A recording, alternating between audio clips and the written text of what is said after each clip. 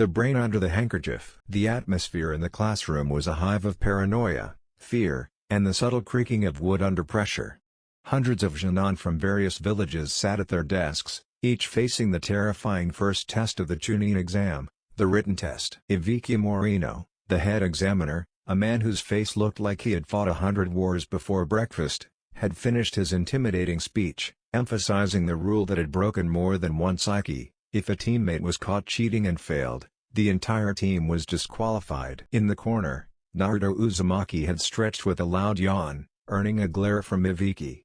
However, instead of scribbling a nonsensical reply like in his academy days, the blonde took up the pen with uncharacteristic calm. His mind, sharpened and secretly trained under the indirect tutelage of his astute mentor, Kakashi, albeit lazily, had planted the seed of strategy in him, saw the problems on the test not as simple questions, but as logistical puzzles. He saw the exam's design immediately. It wasn't a test of knowledge, but of gathering information without being detected. Pathetic. Do they think this will stop an elite Chunin from Iwa or Kumo? No. Those who openly copy are the ones destined to fall. This test is to measure our espionage and fear control skills, Naruto thought with a cynicism that only a Chunin of his caliber could afford. A look at the questionnaire. 9 questions, each one designing a trap to test deductive intelligence. 1 minute. That was how long it took Naruto to sort through the 9 questions in his mind, the quill hovering over the scroll. He didn't need to copy. He understood the principles of chakra control required for stealth, elemental history, and mission logistics. He answered all 9 with concise, perfect, and error-free answers. Time in responder: 1 minute and 12 according to. With his scroll pristine and complete, Naruto didn't hand it over immediately. He leaned back in his chair, arms crossed behind his head, eyes narrowed, and began his true mission: the observer strategy. His gaze swept across the classroom with a sharpness that had nothing to do with jutsu, and everything to do with biology. First, Sakura Haruno. She was biting her nail, frowning in concentration, her pink hair gleaming in the light. Her face, free of its usual mask of exasperation, revealed her true scholarly beauty. Naruto, inner thought, ha, Sakura-chan is looking lovely and focused. Smart, and astute enough to know better than to risk cheating. Her intellect would save us if it weren't for that forehead. But she's so cute when she's angry. If only she were more approachable. Though her body still needs some training. I'll have to encourage her to do more squatting exercises with me after the exam. Then, a couple of seats away, Hinata Hyuga, the sweet kunoichi of the main clan. She was trembling, her hands clenched, her Byakugan eyes discreetly activated and covered by her bangs. She was using the long-range vision of Neji, the Chunin of her team, and indirectly copying his work. Naruto, inner thought, Hinata. She's the real prize. Shy, but with that body that's maturing so well. And those eyes. The Byakugan. A perfect spy tool. If only she were bolder. She needs a man to teach her how to be brave. And to teach her how to use those eyes to see other things. A wicked, almost imperceptible smile crossed his face. Finally, his gaze fell on Ino Yamanaka, sitting near the window.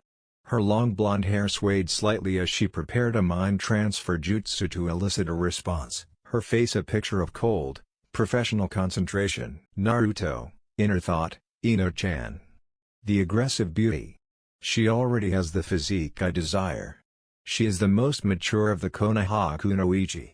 Cunning, she uses her jutsu without relying on a scroll. Strategist. But too much in love with that stupid Sasuke. A pity. The day she realizes that her true man is the future Hokage, I will teach her some things about mind transfer that she won't find in the shinobi manual. As the seconds ticked by, the tension in the classroom mounted. The examiners moved like predators, and the Chunin were spotted one by one. Kiba's interruption. Kiba Inuzuka, always loud and desperate, was on the verge of a panic attack. Akamaru, under his jacket, wasn't being much help, and Iviki's pressure was palpable. He bent down, trying to look at Hinata's scroll, but was blocked by his own terror. Kiba then turned around, noticing Naruto's air of absolute calm, who seemed to be enjoying a mental picnic instead of a death exam. Kiba, hissing through his teeth, "Hey, Naruto. What the hell is wrong with you? Why are you so relaxed? It's because of you that we failed. Naruto slowly turned his head, his usually bright and foolish blue eyes now looking cold and calculating. Naruto, voice low, but with chilling clarity, shut up, Kiba. Your scared dog stench is attracting Ibiki. And if you can't pass a simple strategy and stealth test, you're not fit to be Chunin. Now. He moved a little closer, his voice lowering to a hunter's whisper, focus on not screwing up. You need to play stupid and wait for Ibiki's ace up his sleeve. If you keep acting like an idiot, you're going to drag us all down. Kiba stood there speechless, his mouth agape. He'd never heard Naruto speak with such authority and logic. It was as if an imposter had taken over the village idiot's body. Kiba, inner thought, what the hell is wrong with him? Since when is he so cold and cunning? He gives me the creeps. Sasuke's silent challenge. Sasuke Uchiha, sitting in the next seat, had been observing Naruto's calmness. Sasuke had already solved his problem. He used his Sharingan to capture the scroll's answer from a more experienced Chunin in the blink of an eye.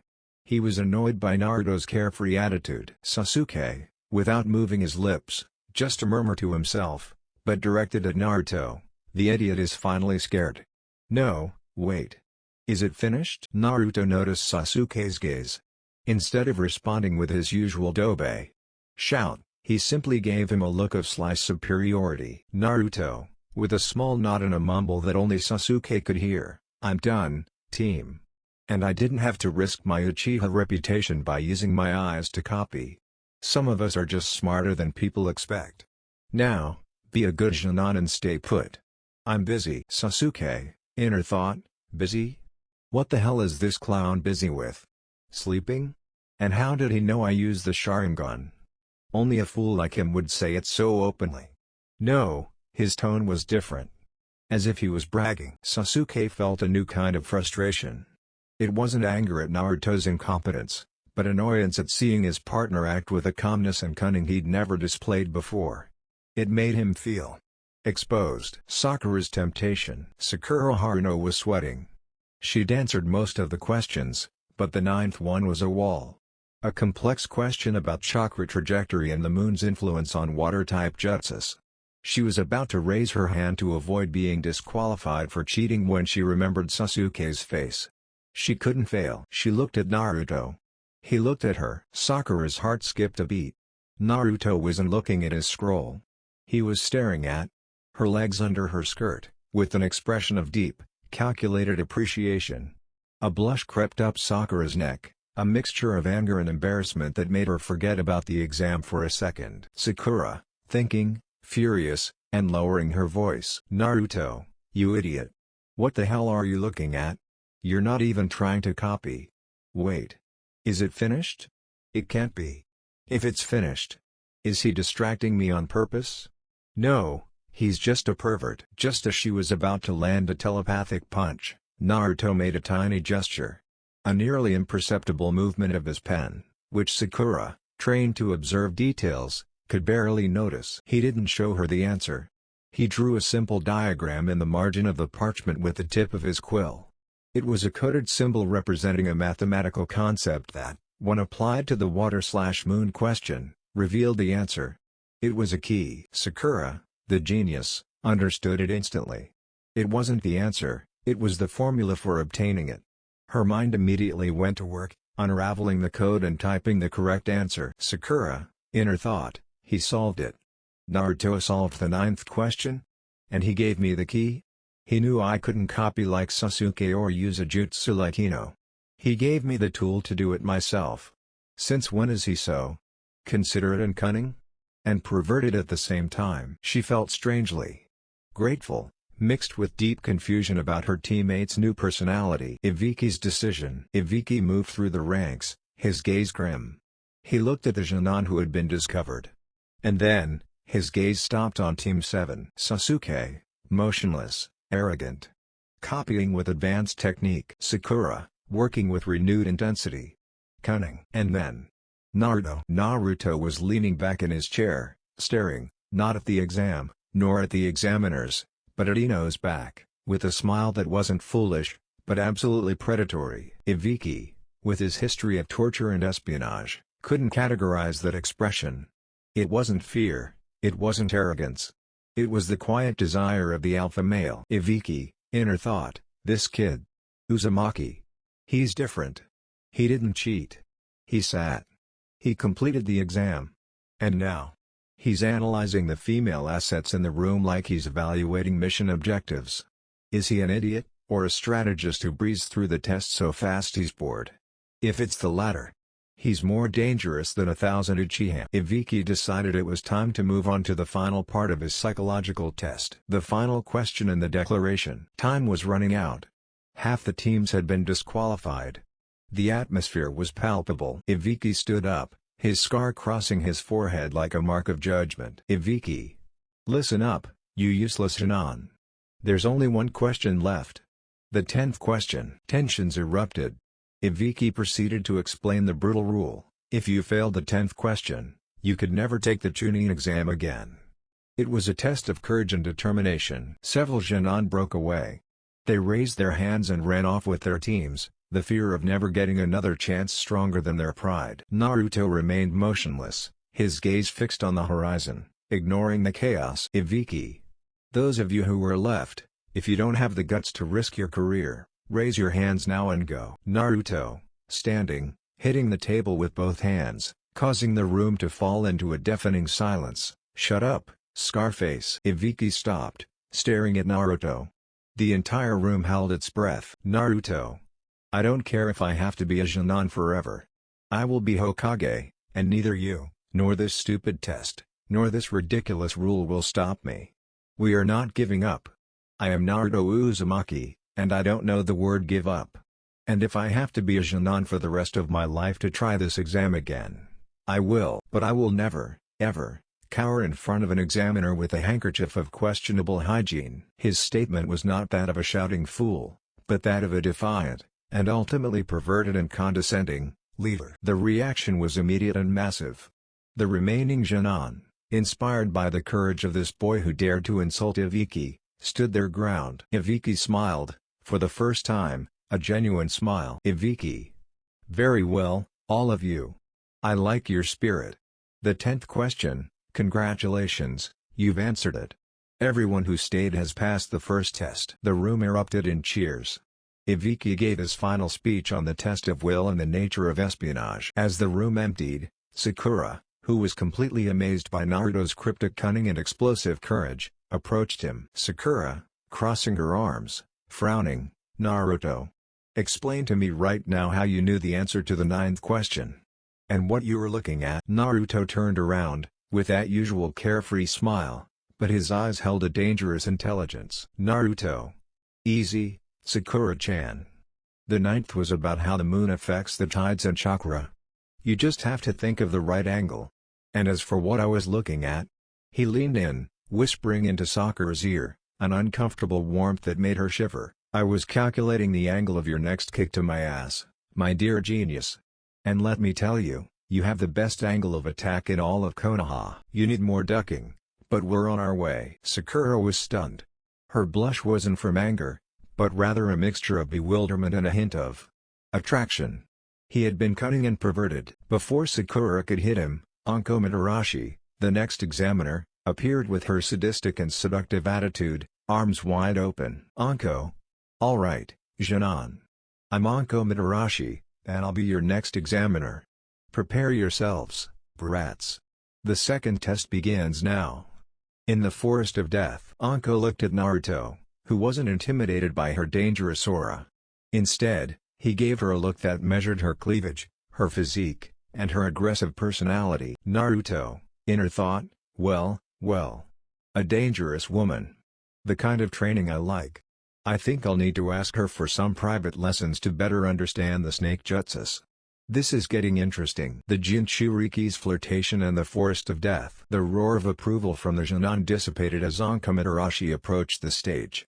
Her sadistic smile, tight-fitting outfit, and throwing kunai, which she had just thrust into the face of an unlucky Chunin, set a clear tone. The second test would be brutal. As Anko basked in the tension and warning of the danger of the Forest of Death, Naruto Uzumaki's blue eyes, now not only shrewd but also blatantly appreciative, fixed on the Chunin. Naruto, with his newfound growth spurts, the result of more efficient chakra training and a less ramen-based diet, towered slightly over Sasuke in height and was approaching that of his sensei Kakashi.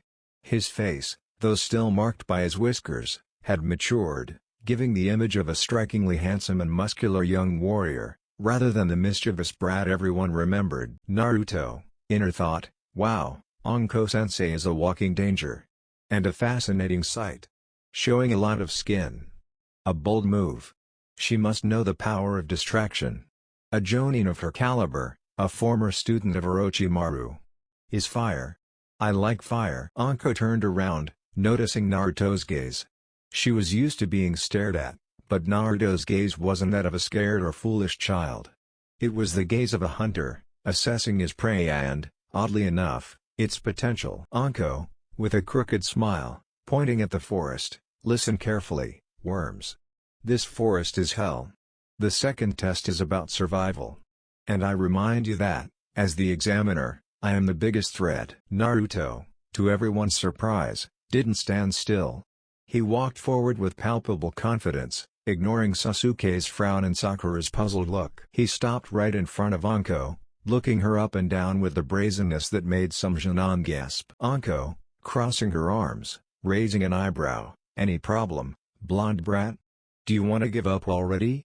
I'm warning you, the only way out is through me. Naruto, bending down, narrowing the distance between their faces, his new height allowed him to do this without looking like a child standing on tiptoe, not at all. Anko-sensei.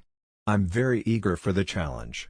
And the rewards. He paused, then, using a murmur as an excuse for the last part of his sentence, brought his face close to Anko's ear. The hot air of his breath, mixed with a hint of ramen and a new cologne he'd borrowed from Kakashi, made Anko tense up. Naruto, in a deep, flirtatious whisper, I just wanted to ask you about the previous test. The honesty test. Would you tell me your secret? Because. His gaze briefly dropped to her cleavage, then returned to her eyes with a wolfish grin. With such distracting assets on display, I'm honestly surprised any of the guys were able to concentrate on the written test. Anko's jaw dropped. The silence in the clearing was total. Anko, inner thought, what the? Is he flirting with me? In public? And that comment. Anko, Konoha's sadistic and harsh tormentor, felt a sudden heat rise to her neck and ears. Her skin turned slightly pink, a blush no one had ever seen before. The Chunin's blatant cunning and unexpected beauty had taken her by surprise. He hadn't flinched from her threat, but had countered it with a wicked and bold compliment. Anko, aside, with a barely audible voice, regaining her composure for a second, you're a cheeky brat. She raised her fist, but instead of hitting him, it stopped inches from his face. Her eyes narrowed. Naruto, maintaining the smile, unfazed, I'm just honest, sensei. Like Ibiki said. Anko, with a hoarse voice, trying to sound threatening, fine. Since you're so honest, Uzumaki. I'll show you the truth of this forest. She composed herself and turned around, her blush still visible, but channeling her anger and surprise into a new threat. Anko, shouting at everyone, all right. Hand me your consent forms and enter hell. Viewer reaction. As Naruto returned to his team, the atmosphere had changed. Not only had he confronted Ibiki, but he had also publicly embarrassed Anko. Sakura, mouth wide open, recovering from shock, Naruto, you idiot. Are you crazy? You just flirted with the examiner. And you told her that. Where did you get that confidence from? Naruto, shrugging, with a smug smile, it's simple, Sakura-chan. If you're the future Hokage, you have to be confident. Besides, it was necessary. I kept his attention on me, not on you. Now, if he attacks us in the forest, it'll be personal and we'll have the advantage. It's a sexy diversionary strategy. Sasuke, frowning, his pride hurt by his rival's unexpected outburst, Dobe. You're a perverted clown. But, he admitted, reluctantly, she didn't punish you. She even blushed. What the hell did you do to her? Naruto. Sasuke, team. People react to the truth when it's presented with enough poise.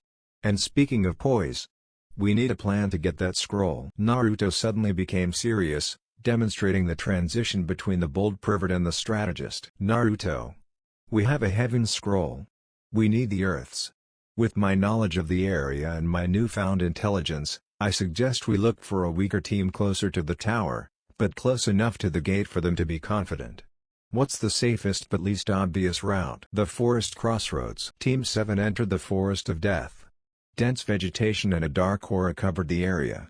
Naruto, thanks to his training, now had sharper senses and could detect chakra with a subtlety he hadn't possessed before. Naruto, stopping, wait. I feel a heavy chakra nearby. It's not natural.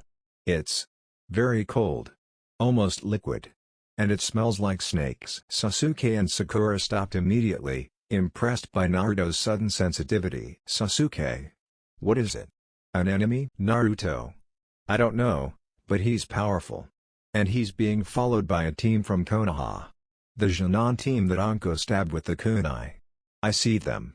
The leader is being manipulated. Naruto, with his increased cunning, already sensed that something was wrong with that group and, by extension, with the powerful chakra that stalked them. The fox's ambush and the snake's eye. Anko Mitarashi landed gracefully on a high branch, about 100 meters from the main gate of the Forest of Death. Her face, still slightly tinged with the memory of Naruto Uzumaki's daring flirtation, was framed by a mixture of rage and undeniable curiosity. That brat! How dare he? His attitude is as brazen as an elite Jonin's. And his gaze. Damn, it made me blush. The future Hokage? No, the future heartthrob. She shook her head, trying to focus on her mission. But her eyes, using chakra detection techniques, locked onto the Jinchuriki's bright, uncontrolled energy, which now moved with unexpected sophistication. Naruto had become a priority observation target for her. The strategy of perverted diversion. Team 7 moved forward. They had walked in silence for hours. Naruto, ignoring the obvious route, had led them to an area of lush bushes near a stream. Naruto, pointing to a rocky area, look. Kuza's, grass, team. 3 Chunin. And they have the Earth Scroll. Sasuke, arrogantly, fine. Let's get this over with. Naruto, stopping him with a wave of his hand, no. The grass people are weak, but cunning. And the girl. His blue eyes flashed with his double meaning, is too attractive for a direct and messy confrontation. If we attack head-on, the fight will be noisy and attract others. Sakura, gritting her teeth, what does her attractiveness have to do with the mission, you perverted idiot? Naruto, with a mischievous and strategic smile, a lot. Sakura-chan. Beauty is a distraction. We can use it. Kuza's team consisted of 2 gloomy boys and a dark-haired, intense-eyed kunoichi, Yuna, whose tight-fitting attire and air of confidence had caught Naruto's attention. Naruto. Sasuke, you'll take care of both boys. Attack them non-lethal, but spectacularly. Create a mad genius diversion. Sakura, use your intellect. I need you to create a basic level genjutsu that affects only the girl. Something involving a high-pitched sound or a smell. I trust your chakra control. Sakura, upset but intrigued by the plan. And you, Naruto? Naruto, touching his mustache with a finger, with a sly look, I'll take care of the loot, and the final distraction for the kunoichi. We'll capitalize on her trust. She'll be the key. Sasuke, inner thought, using perversion for strategy. It's ridiculous. But the plan is efficient. If it works, it will be a clean robbery. For once, the dobi makes sense. Execution of the plan. The execution was precise. Sasuke burst forth with a roar, throwing shuriken with pinpoint accuracy, forcing Kuza's 2 Chunin into defensive formation.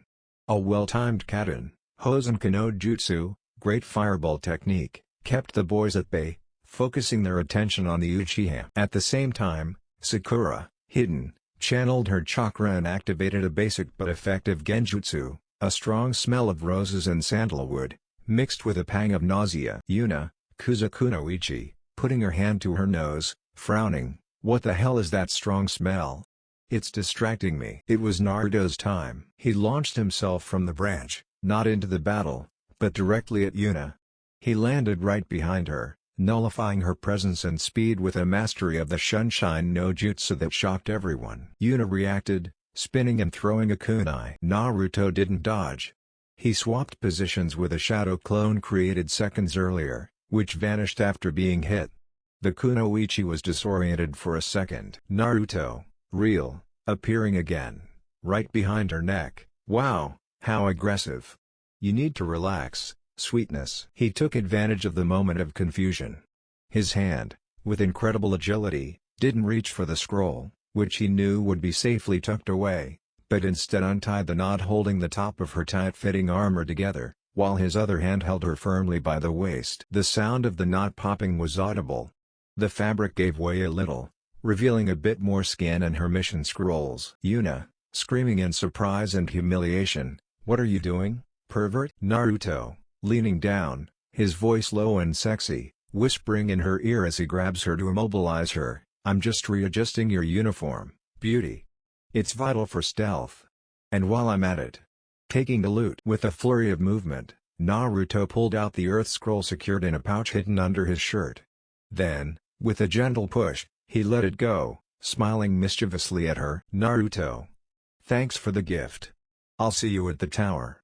Oh, and really, that neckline looks really good on you." The taijutsu demonstration. Kuza's two Chunin, enraged at seeing their comrade and scroll attacked in such a blatantly personal manner, abandoned their defense against Sasuke and charged at Naruto. Kuza Chunin 1.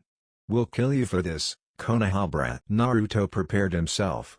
He wasn't going to use the Kyuubi's chakra or fire jutsus.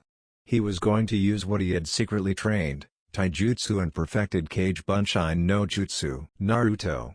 "Come on, cowards." He unleashed a wave of 5 Kage Bunshin, shadow clones, that moved with impeccable coordination. This wasn't the horde of clumsy clones he'd seen before. These clones were perfect extensions of his body, with the fighting prowess of an advanced Chunin. Naruto, the original, engaged Yuna, who had regained her composure, in a quick kunai duel.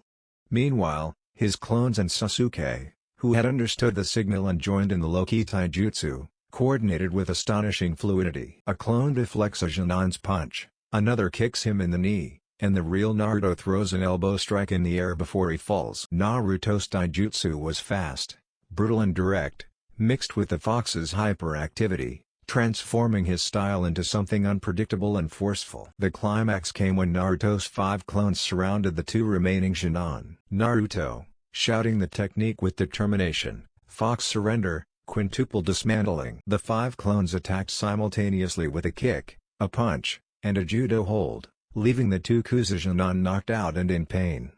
Naruto, unscathed, stood over his loot, breathing steadily. Anko's reaction. Far away, on the high branch, Anko Mitarashi had witnessed the entire scene, biting her lip with a mixture of excitement, disbelief, and a growing attraction. Anko, inner thought, unbelievable. That's not the idiot from the academy. His plan was dirty, perverted, and totally effective. He used the girl's attractiveness as bait, capitalized on Sakura's distraction and Sasuke's rage, and then that Kage Bunshin no Jutsu. They moved like extensions of his very soul. And that attitude. His forwardness in fighting was as shameless as his flirting. He's the kind of Chunin Orochimaru would have loved. No, the kind of man who. She felt a new level of warmth. This Chunin wasn't just handsome and daring, he was powerful and cunning. His blend of brazen perversion and combat brilliance was a dangerous cocktail that drew her powerfully. Anko, inner thought, I need to know more. I need to see him up close. I need to test how far his trust goes. Anko decided to abandon her position and head towards Team 7's area. Her surveillance had turned into a personal hunt. The unexpected encounter. Team 7 caught their breath. Sasuke was frustrated, not because of losing the fight, but because Naruto's plan had worked so well. Sakura was still indignant but amazed. Sakura? Naruto? That was amazing. But you didn't have to embarrass that girl like that. Naruto, smiling, holding the scroll. Sakura-chan, in the shinobi world, war isn't fair. And sometimes, the best weapons are the ones people ignore: surprise, cunning, and yes, beauty. We're leaving. The scroll is ours. Suddenly, A kunai sliced through the air and embedded itself in the trunk an inch from Naruto's head. Anko, appearing in the clearing with a dangerous smile, my. What do we have here? A team that uses sexual harassment as a mission strategy? Anko walked toward them, her Jonin presence filling the air. She stopped right in front of Naruto, her eyes dangerous and filled with a new intensity. Anko Uzumaki. I'm impressed by your diversionary strategy. But the Forest of Death has rules. And I'm the only one breaking the rules here. She drew her own scroll, the Earth Scroll, and held it out before them. Anko. Congratulations, you did well. But the game isn't over yet. Now, I'm their new target. If they want to pass, they'll have to take me away from them. And if you can flirt like that with a stranger, let's see if you have the courage to face me. His challenge was not just professional. There was a spark of personal provocation. The flirty duel and the secret agreement. The air was buzzing with tension between Naruto Uzumaki and Anko Mitarashi. The examiner's challenge wasn't just to test Team 7's skills, but was tinged with obvious personal curiosity, sparked by the Junan's bold flirting. Anko, with a crooked smile, pointing at the Earth Scroll in her hand, come on, Uzumaki. Prove to me that your mouth and your perversion are as fast as your hands. If you can take this, I'll let you pass. If you fail, I'll devour you. Naruto, smiling back, but with a calculating look, I gladly accept the challenge, Anko-sensei. But if it's a private training with you, I assure you that I wouldn't need a scroll to convince you. We could arrange something more intimate once we become Chunin. Anko, laughing in her usual sadistic tone, but feeling a pang of warmth, you're incorrigible.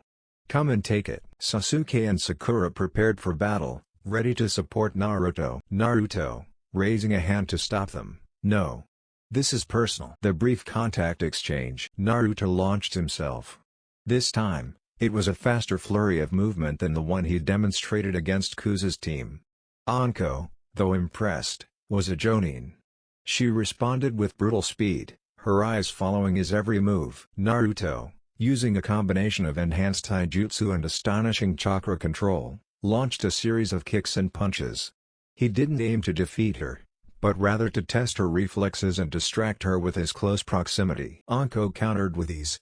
She deflected his blows, feeling the sheer force behind the Chunin, a force that didn't match her record. Anko, in her thought, he's strong. Too strong for a Chunin. And he moves like a snake, calculating every step. This brat is a genius at physical combat. The fight was approaching quickly. Anko, with a masterful move, used her knee to block a kick from Naruto and spun around, pinning him in a judo hold, her forearm pressed against his neck and her other hand free. The Earth Scroll dangled precariously in her grasp. Anko, inches from his face, triumphant, what were you saying about my training, Hokage? You're immobilized. Game over. Naruto, panting, but with an unchanging smile on his face, not yet, sensei. And my training has just begun. He used the last of his strength to bring his lips to her ear. He wasn't struggling to break free, he was whispering. Naruto. The truth is, I didn't want to win. I just wanted to get closer. You are the most captivating and dangerous woman I've ever met. Why don't we drop the pretense? If you give me your name and barrack number, I promise this scroll will be the least of your worries after this mission. We could discuss snake techniques. And other things only you could teach me. Anko's mind exploded. The audacity, the confidence, the seriousness behind his voice. A Chunin was asking for her personal information in the middle of a survival exam, while she was immobilized. It was absurd, arrogant, and completely irresistible. For a crucial second, the image of Naruto, taller, more handsome, with that piercing blue gaze and that predatory smile, made her mental defenses collapse. Anko, her face blushed deeply, her grip loosened in shock. You. I can't believe. That moment of distraction was enough. Sasuke Uchiha, who had been watching with narrowed eyes and growing disgust at Naruto's perversion, saw it.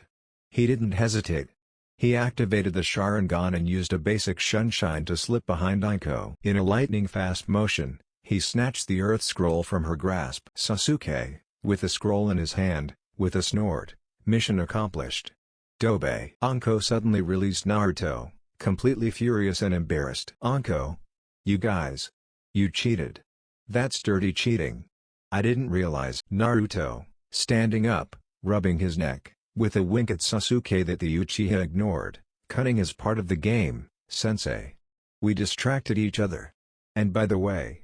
He came closer again, this time with a completely serious expression. My offer still stands.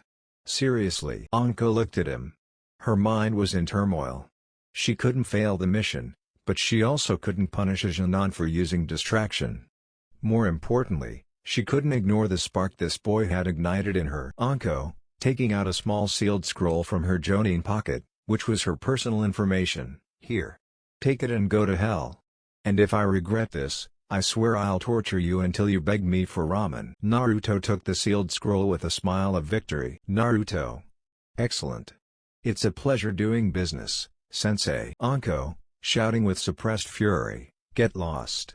And I don't want to see your faces again until the tower. Team 7 immediately fled, leaving a panting Anko in the clearing, touching her face still warm from Naruto's audacity. Interaction 8, Sasuke's challenge. Once they were a safe distance away, Sasuke stopped and looked at Naruto with an intensity that wasn't just contempt, but a mixture of curiosity and anger. Sasuke. Explain that to me, Dobe. Since when did you get so smart? And what was that pathetic and disgusting trick? Are you using women as a distraction? Naruto, carefully putting away Anko's scroll, with a smug smirk. Pathetic, you say? And why did it work, team? People only see what they want to see. Others see the noisy fool. Anko saw the pervert. But me, I saw the strategy. And yes. Absolutely. Women are the best distraction there is. Their ego and vanity are weak points. And beautiful Jonin have egos the size of Hokage Mountain. Sakura, wide-eyed, shaking her head, I can't believe Anko-sensei gave you her contact. What are you going to do? Naruto, looking at the scroll with dreamy eyes, what am I going to do? She's a strong and attractive Jonin. She's a former student of the legendary Sannin. She's going to train me, Sakura-chan. And not just in ninjutsu. She'll teach me how to be a true predatory shinobi. And, well, if I get some extracurricular training, who am I to turn it down? Naruto became serious. The change from a pervert to a strategist was instantaneous. Naruto. We have the Heaven Scroll and the Earth Scroll. Now, onto the tower. But I need you to keep your eyes open. While I was with Anko, I felt something else. A cold, dark chakra. It's a power not of this world. And it's following us. The lurking danger. The real danger, Orochimaru, now knew Team 7's location. Naruto's confrontation with Anko had created a burst of chakra large enough to draw the attention of the Sannin, who was still disguised as the grass Chunin Naruto had sensed earlier. Orochimaru, inner thought, interesting. Anko has gotten distracted. And that blonde Chunin. His chakra is unique. Not just the fox, but an intellect and audacity I haven't seen since. Ah, Sasuke. His encounter with that boy will only make him more dangerous. It's time to find the vessel I will possess. The Sannin, with his reptilian smile, changed course. He headed straight for Naruto's team. The 100 Shadows assault and the mark of the Uchiha. Team 7 raced ahead, the tension of the encounter with Anko still in the air. Naruto led the way, his senses, heightened and dangerously intelligent, focused on the trail of cold, reptilian chakra. Naruto, quietly, it's close. The chakra is immense. More than we can handle. Prepare for a tactical retreat. Suddenly, the figure of the grass Chunin leapt into the clearing in front of them. He was tall, his face covered, and he had a palpable aura of menace. Grass Chunin. Well, well. The Konoha brats. Those scrolls are mine. Naruto, narrowing his eyes, fear giving way to determination. You are more than a Chunin. I feel your power. Don't come closer. The figure laughed in a harsh sound. It shed its disguise. The skin stretched grotesquely, revealing Orochimaru's yellow snake eyes, long, straight hair, and sadistic grin. Orochimaru. I am Orochimaru. And I have come for my precious Uchiha. The devastation of the first attack. Terror paralyzed Sakura. Sasuke felt a trembling rage. Naruto, however, focused his fear into a lightning-fast strategy. Naruto, shouting, Sasuke, Sakura. Level 3 Defense. Orochimaru didn't wait. He launched himself straight at Sasuke. His speed was superhuman. Before the Uchiha could react, Orochimaru craned his neck unnaturally, attempting to bite. Naruto intervened. Not with a jutsu, but with pure taijutsu.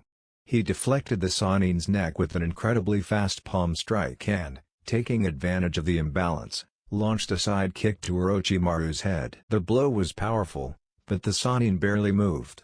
The impact created a gust of wind that shook the trees. Orochimaru, growling in amazement, what reflexes and strength! The Jinchuriki is a surprise. The now enraged Sannin redirected his attack towards Naruto. He attempted to immobilize him, seeking to mark the Kyuubi wielder, whose resistance to pain and evil chakra intrigued him. Naruto evaded the curse mark's hand by a hair, using his hyperactivity and taijutsu to avoid becoming a static target. But the Sannin's tail caught him. A brutal blow threw him against a tree. Naruto collapsed, coughing blood. The pain was immense. Direct confrontation with that power was unbearable. The assault of 100 shadows. Sasuke ran towards Naruto, while Sakura threw desperate kunais that the Sannin ignored. Sasuke! Naruto! Get away! Naruto, getting up with difficulty, wiping the blood, but with a steely gaze, no.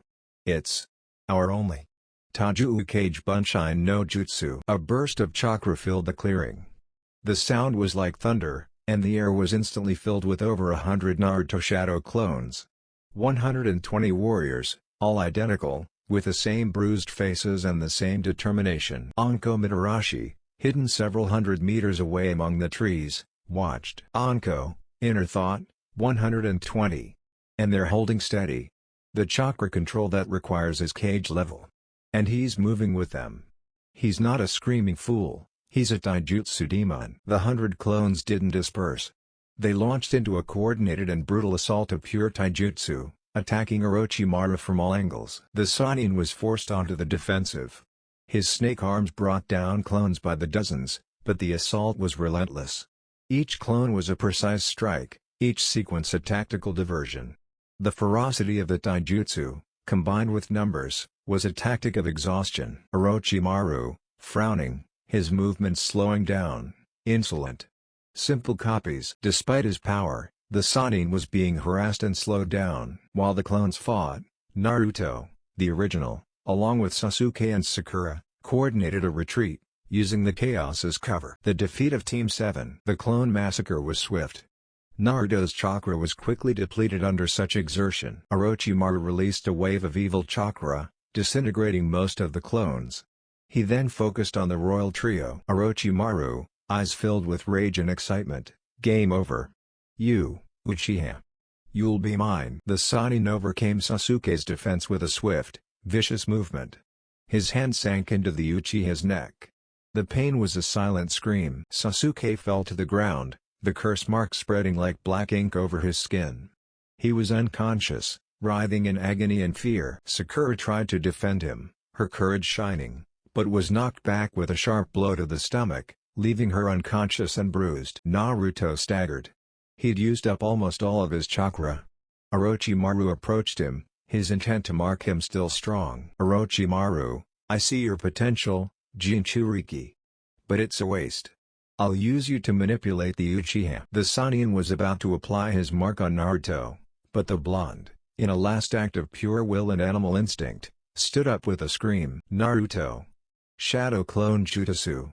A single clone, pathetic but real. The only remaining clone stood between Orochimaru and the original Naruto. The Sannin disintegrated it with a palm strike, but the second of pause was enough. Naruto fell to his knees, fatigue, the initial blow, and the chakra drain having left him on the verge of unconsciousness. Team 7 lay defeated on the ground, bruised, bleeding, and on the edge of consciousness. Anko's intervention. Just as Orochimaru was about to deliver the final blow to Naruto or gloat over Sasuke, a flurry of kunai and shurikens flew from the darkness, aiming for his back and vitals. Anko Mitarashi landed in the clearing with thunderous speed, her face contorted with anger and worry. Anko, up there, Orochimaru. The Sannin turned around, his yellow eyes shining with amusement. Orochimaru. Anko. My sweet former student. Always on time. Anko. I won't allow you to touch these Chunin. And you won't ruin the Chunin exam. Anko was furious. Not just because her former teacher was sabotaging the test, but because he had hurt Naruto, the boy who had sparked her interest. She felt the mark on Sasuke and fury surged through her. Anko, inner thought, damn you. You marked the Uchiha. And you almost marked that boy. Why am I so angry? It doesn't matter. I'll stop you. Orochimaru sized her up. She was injured from the previous fight with her team and was now exhausted. Fighting Anko now might attract Konoha's Jonin. He had already achieved his goal, marking the Uchiha. Orochimaru.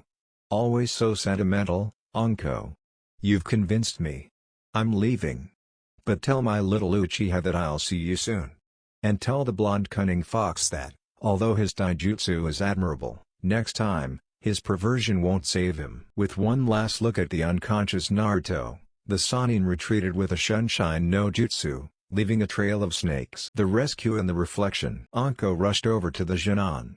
She checked Sasuke first, seeing the curse mark in horror. Then she turned to Naruto.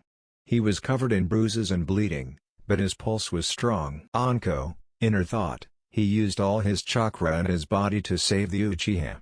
And it almost worked. He's a fool, but he's admirable. She knelt beside him, feeling his forehead. Her gaze fell upon the angelic, but now bruised, face of the boy who had flirted with her so boldly. Anko, muttering, with a hint of unusual tenderness, you are a dangerous Chunin, Naruto Uzumaki. Too brave, too cunning, and too handsome for your own good. You need very severe training. And I will give it to you. He used a chakra communicator to call for medical assistance and a team of Jonin to secure the area. The awakening and the determination. Hours later, the three were in a temporary medical tent, with Sakura and Naruto recovering and Sasuke under constant surveillance by the mark. Naruto woke up, his body aching like he'd been hit by a truck, but his mind was clear. He looked at Sasuke. Naruto. He marked him.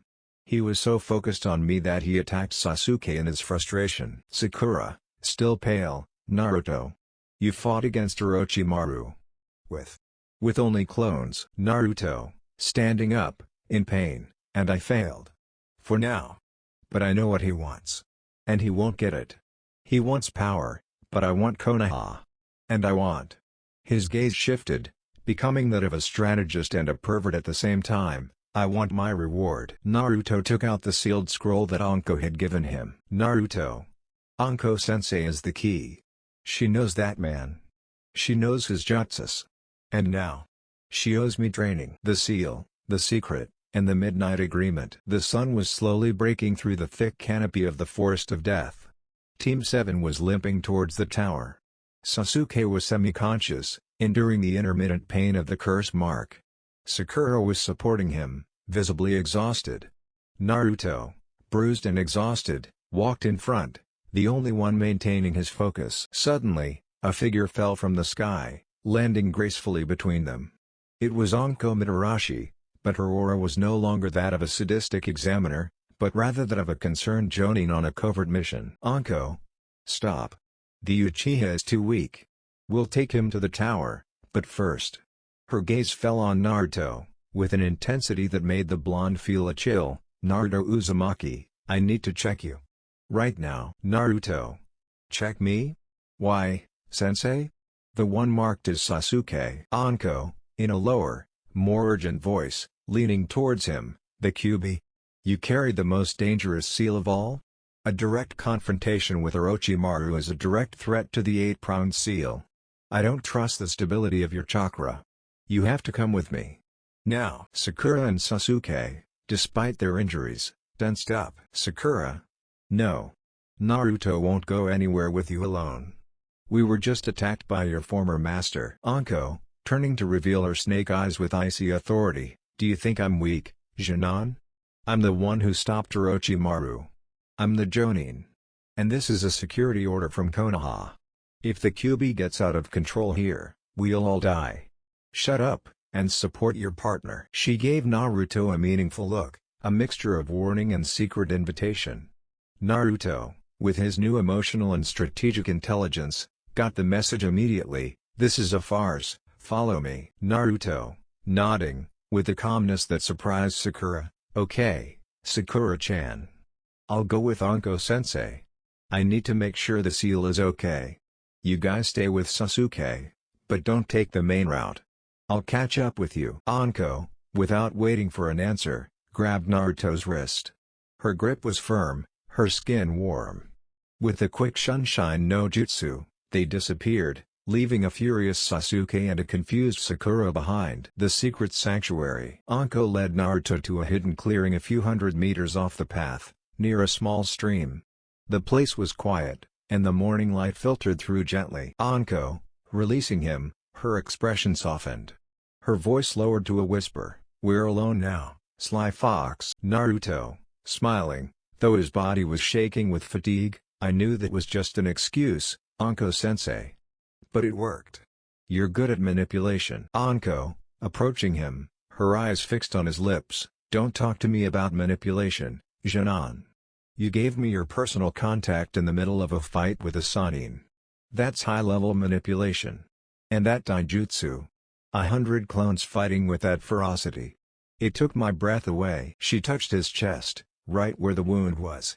Her touch was unusually gentle. "Anko, I wanted to see up close why you fought like that. To save them. And to protect the secret of your strength.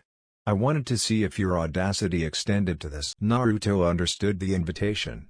His heart beat faster. It wasn't the adrenaline of battle, but the fire of attraction. Naruto, closing the remaining distance, leaning over her with his new height and confidence, "I never turn down a challenge, sensei. Especially when the reward is you." He leaned in, not with the awkwardness of a childish Naruto, but with the confidence of a seasoned gentleman. His kiss was bold and surprised Anko. She hesitated for a second, but then responded with a passionate intensity that mirrored the suppressed fury of his personality. The kiss grew deeper and more needy. Anko's hands tangled in Naruto's blonde hair, and the blonde's hands rested on the Jonin's waist, pulling her closer. They broke apart, panting. Anko, her normally pale face was blushing exquisitely. Her eyes were shining. "Wow. You're more than you're cracked up to be, blonde." Naruto, gently caressing her cheek, moving down a little to whisper next to her ear, "And you are much more than an examiner, Anko-chan. But I need more. Training. Much more." She smiled at him, a smile that wasn't sadistic, but full of promise. She guided his hand to her back, right where the seal was. "Anko," low, hoarse voice, "Very well. Here's your seal check." She ran her fingers over the seal, channeling some of her own chakra. It was a Jonin act to check for stability, but the context made it an intimate caress. "Anko, the seal is fine. But your body is exhausted, and you have a concussion. You have to go. The Uchiha needs you. And your team. They mustn't suspect." The secret agreement. Anko pulled away from him. She composed herself, returning to her professional demeanor, though her eyes still promised more. "Anko, here's your next challenge, Chunin. You have proven yourself worthy of my interest. And I, Anko Mitarashi, am not holding back." She turned her back on him, looking toward the road. "Anko, you have to go to the tower and finish the test with your classmates. Then there's the week off before the preliminaries. I'll be waiting. Before you leave the Forest of Death, near the tower, I'll wait for you at the entrance to the Beta Sector, just after dark. You have to arrive alone, and you have to be discreet." Anko, turning around, her eyes fixed and serious, "If you arrive, we will discuss the curse mark, advanced taijutsu, and our training. If you don't arrive, I will forget this meeting ever happened, and you will be just another Chunin who failed. Don't take too long. And don't tell anyone." Naruto, nodding with burning determination. "This was a mission more important than any other. I'll be there, sensei. I promise." With one last look full of promise, Naruto headed back toward the road, feeling a new surge of energy despite his injuries. The agonic walk and the personal countdown. After their clandestine and passionate encounter, Naruto reunited with Sakura and Sasuke. His face, though still bruised, displayed a renewed calm and determination. Sakura examined him suspiciously, noticing the unusual gleam in his blue eyes. "Sakura? What happened, Naruto?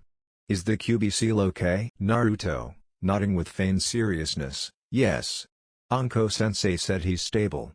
But his voice became serious. She warned me that Orochimaru's dark chakra was focused on Sasuke and not me for a reason. The Uchiha is his target. We have to hurry and get out of here so Kakashi-sensei can see the mark. The mention of Sasuke's curse mark caught Sakura's attention. The Uchiha, pale and sweaty, was leaning against Sakura's shoulders, still reeling from the trauma and pain of the mark. Sasuke, in a hoarse voice, leave me alone. I don't need your help. Naruto, authoritatively, shut your mouth, team. If you move in your state, the mark might activate. You need enforced rest. We're almost at the tower. Bear with it. Naruto's tone wasn't mocking, but rather a cold, matter-of-fact command. Sasuke, too weak to resist, could only frown, feeling a fresh surge of rage and humiliation that his rival was protecting him. The silence of tension. The remaining path to the tower was a slow ordeal. The forest of death seemed to whisper threats at every turn. His concern for Sasuke was palpable, but Naruto's mind was elsewhere, calculating the time. It's 3 in the afternoon. The sun will set in about 3 hours. Anko-chan said just after dark at the entrance to Beta Sector. That gives me time to get to the tower, secure Sasuke, deliver the scrolls, and sneak out. Naruto walked with firm steps, ignoring the stinging pain of his own bruises. His adrenaline was now pure anticipation. Naruto, inner thought, Orochimaru gave me a gift, a rival who wants my head. But Anko-sensei. She's given me the chance to become strong enough to face him and, better yet, the chance to train alone with her. A Jonin training with bonuses. I can't waste this opportunity. His gaze shifted briefly to Sakura, who was still struggling to hold Sasuke. She was exhausted, but her determination was admirable. Naruto, inner thought, Sakura-chan is strong. She's a genius. But she needs to learn how to fight, not just study. If I pass this training, I'll be her personal sensei. She'll need a strong man by her side. After all, the tower in sight. Finally, through the trees, the imposing silhouette of the tower appeared, the final destination of the second trial. A beacon of salvation for the Chunin. Sakura, gasping with relief and exhaustion, the tower. We did it, we did it. Naruto, looking at the horizon, noticing that the sun was beginning to set slightly, not yet. We just need to open the scrolls. Upon reaching the base of the tower, they met up with the remaining surviving Chunin. There was relief, but also a palpable sense of exhaustion and paranoia in the air. Naruto gathered the team near the large double doors. Naruto. We have the Heaven Scroll and the Earth Scroll. Sakura, you're the genius. Open them. Sakura, with trembling hands, placed the 2 scrolls side by side. Upon opening them, the following appeared: if we unite heaven and earth, the path of heaven will be the door to earth, and the path of earth will be the door to heaven. Suddenly, a cloud of smoke burst from between the scrolls, and from it emerged the kind faces of the third Hokage and Iruka-sensei, projected by a Jonin transformation jutsu inside the tower. The Jonin, holographic speech. Congratulations, you have completed the second trial. Now, open the portal and enter. The third trial will begin soon. The pretext of fatigue. Team 7, dragging Sasuke, entered the tower's lobby. They handed the scrolls to a Chunin. Naruto, with his new focus on strategy, quickly assessed the situation. He needed to be left alone. Naruto, addressing Sakura in a deep voice, Sakura-chan, I need you to stay with Sasuke. He needs our full attention. His mark is the main problem, and only you can keep an eye on him and calm him down. Sakura, exhausted, but nodding with her characteristic determination, I know. I won't leave her side. And you, Naruto? Naruto, feigning extreme exhaustion, touching his side with a grimace, I broke something in the fight. I need to go to the bathroom to check my wound without anyone bothering me. And I need to drink. I'll be fine. I won't be long. Sakura, worried, but trusting Naruto's new seriousness, it's okay. But be careful. Naruto nodded and walked away. He didn't go to the bathroom, but instead found a rarely used service exit at the back of the tower. He looked out the window. The sun had already set, and the sky was darkening with the last shades of orange and purple. Just in time, Naruto adjusted his ninja headband, his heart pounding. The time for strategy and sex was approaching. Anko was waiting for him in the beta sector. The Chunin no one had taken seriously was about to become Konoha's most dangerous and well-connected shinobi. The clandestine training. Naruto slipped out of the tower under the cloak of night. The air of the forest of death felt fresh and dangerous, but Naruto wasn't afraid of predators. His mind was completely focused on his date. He arrived at the rear entrance to Beta Sector, the area Anko had specified. The moon was a pale crescent, barely providing any light. Anko Mitarashi was waiting for him. She was wearing her Jonin attire, but she had shed her long jacket, and her posture was relaxed, not that of an examiner, but that of a woman waiting. Anko, with a smile that made Naruto's heart flutter, "You're punctual, cunning fox. I knew you wouldn't let me down." Naruto, approaching her, his blue eyes shining with a mix of flirtation and seriousness, "I would never miss a training session with you, Anko-chan. Especially after what happened in the clearing." "Anko? Let's talk about that." "Not here. Follow me. There's an abandoned camp about 500 meters from here. We can talk about Orochimaru, his curse mark, and other things, alone together.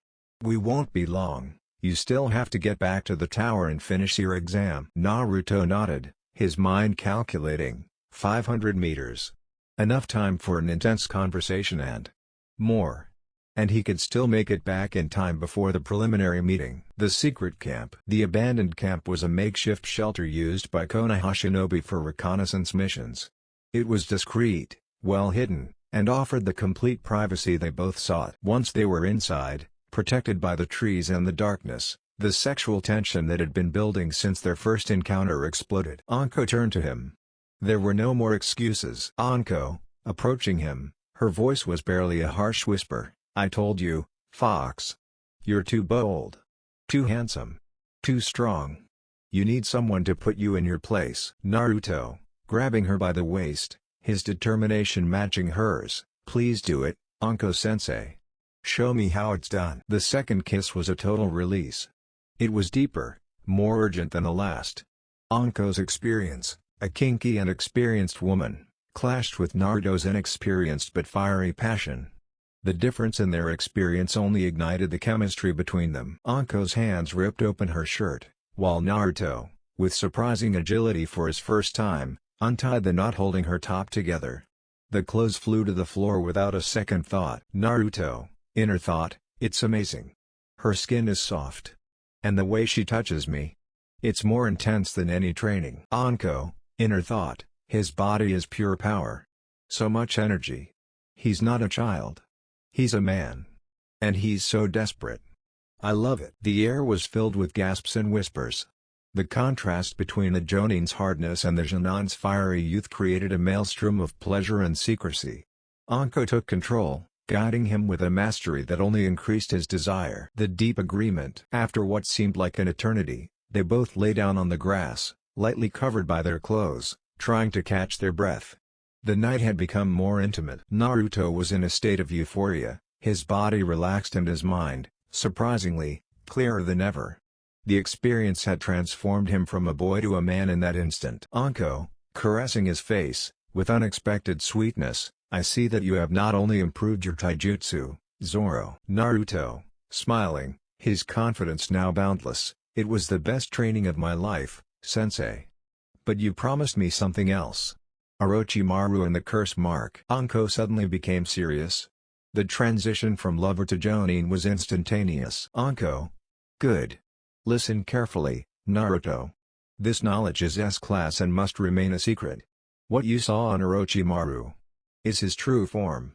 And the mark is an incomplete version of his Zhuan no Jutsu, cursed seal. It is a power amplifier, but also a method of control. The Uchiha is mentally weak, it will consume him." Anko. "That's why I'm looking for you. You need to train. Your chakra is the only one that can suppress that mark." She gave him a small scroll containing advanced chakra jutsus for suppressing evil energies, techniques that Kakashi would never give him. "Anko. I will train you. In secret. We will meet here, at midnight, every night of your week before the preliminaries.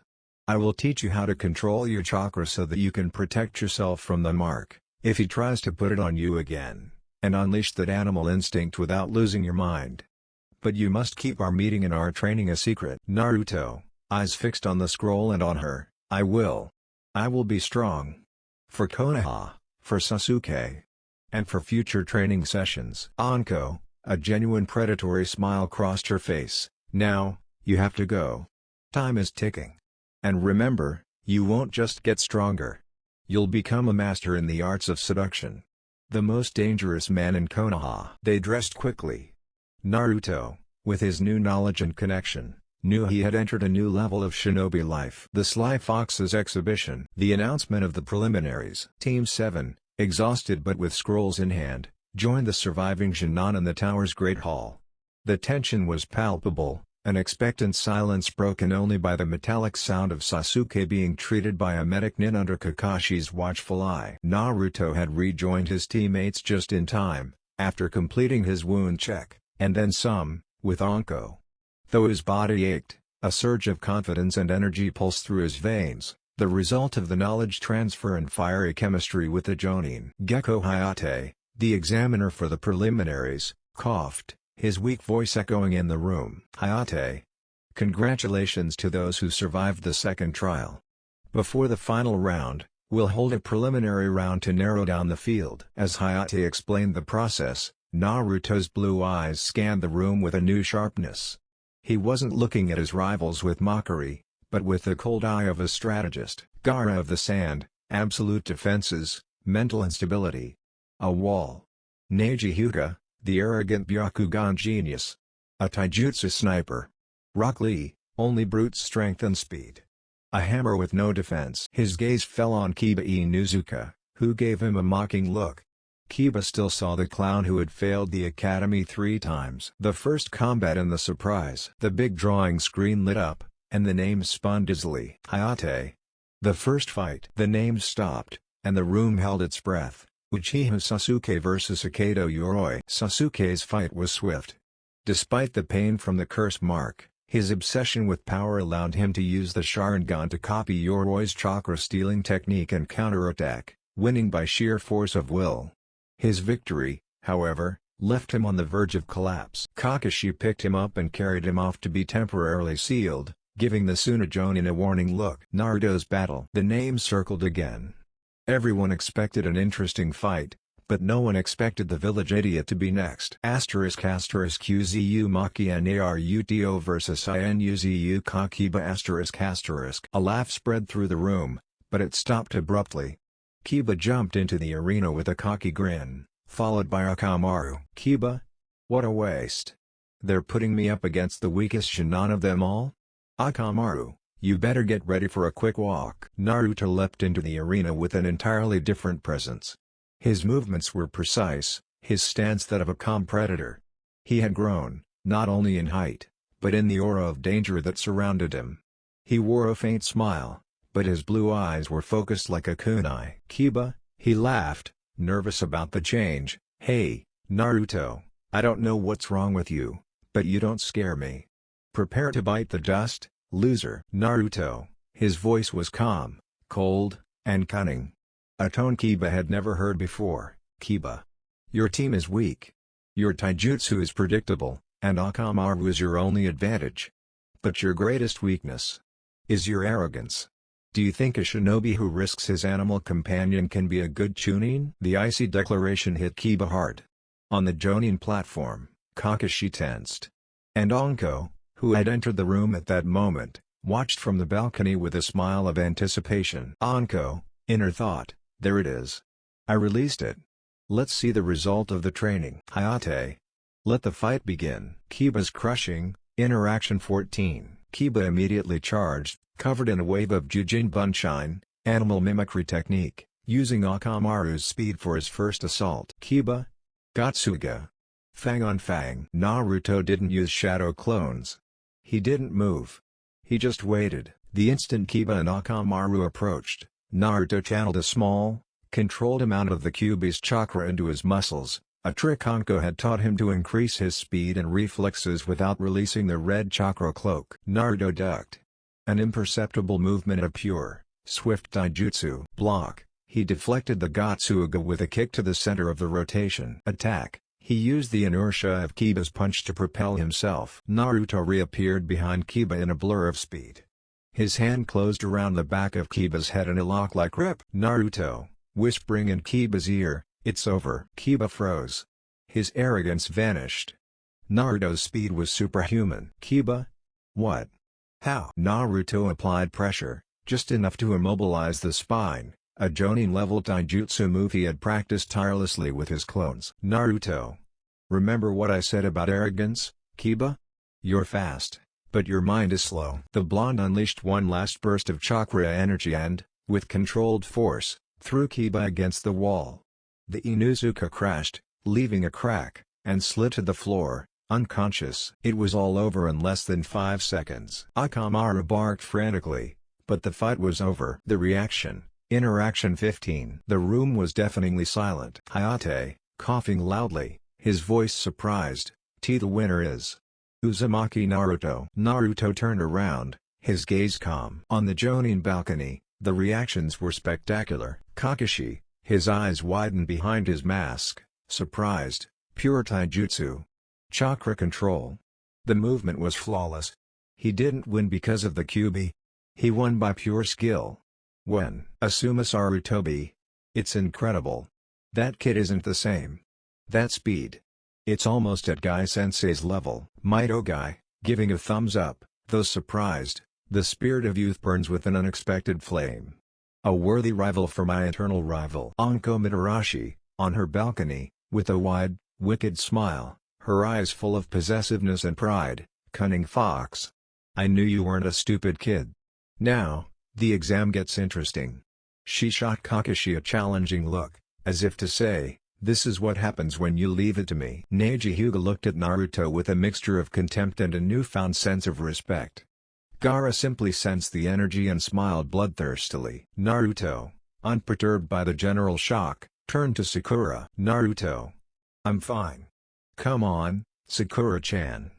We need to see how Shikamaru is doing." The secret plan is consolidated. Naruto's fight had accomplished two things: cementing his new image as an elite Jonin and, more importantly, opening the door to continued, secret training with Anko. That night, under the moon, Naruto returned to the abandoned camp. Anko waited for him, pride and lust burning in her eyes. "Anko.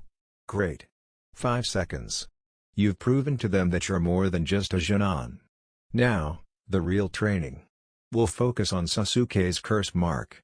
And how to unleash that fox instinct without the world finding out." Naruto, approaching her, with the confidence of a victor, "Let's do it, sensei.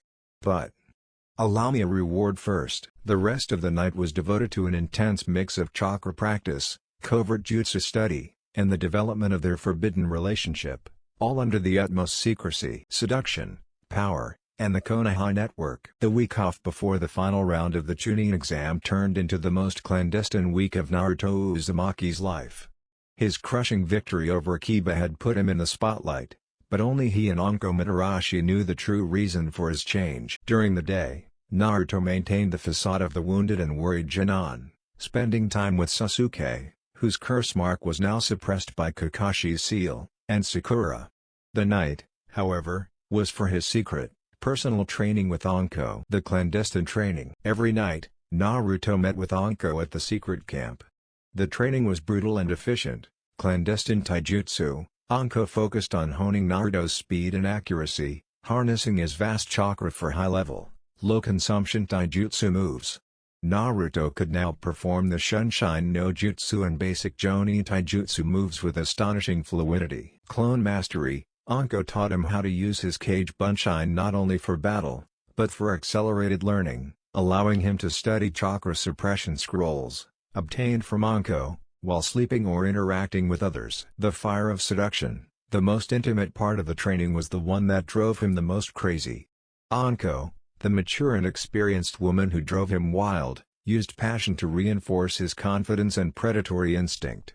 His desire for her was the driving force behind his ambition. Anko, laughing after an intense workout, her clothes all messed up, one night, "You're an animal, Naruto. Your chakra is limitless. But if you're going to be the most dangerous man in Konoha, you must learn patience.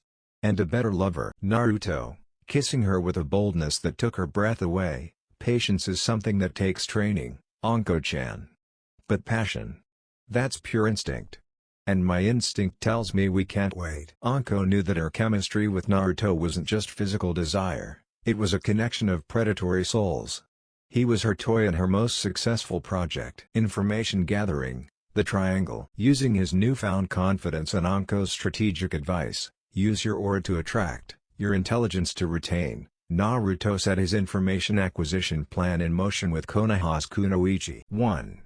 Hinata Hyuga's visit. Hinata visited Naruto in the hospital, bringing ointments and teas for his wounds. She was flustered, her cheeks red like the Kyuubi's chakra. Hinata, mumbling, playing with her fingers, and Naruto-kun. I saw your fight with Kiba-kun. It was incredible. You're very strong. Naruto, gently holding her hand, looking at her Byakugan eyes. Thank you, Hinata-chan. But you are also strong. You need more confidence. Your eyes are perfect for taijutsu. Tell me, Hinata, what is the Byakugan's blind spot? Hinata was petrified by the contact and the direct question. Her mind went to work for the boy she admired. Hinata, whispering the clan's secret, on the back of my neck. A tiny spot. And it takes a lot of concentration to maintain. Naruto, squeezing her hand with gratitude and a look of genuine appreciation. Thank you, Hinata-chan. You're the best. You're so sweet. And so smart. We should train together after this. I'll help you gain confidence. Naruto, inner thought, Byakugan blind spot. Crucial information. Hinata's sweetness is his door. 2.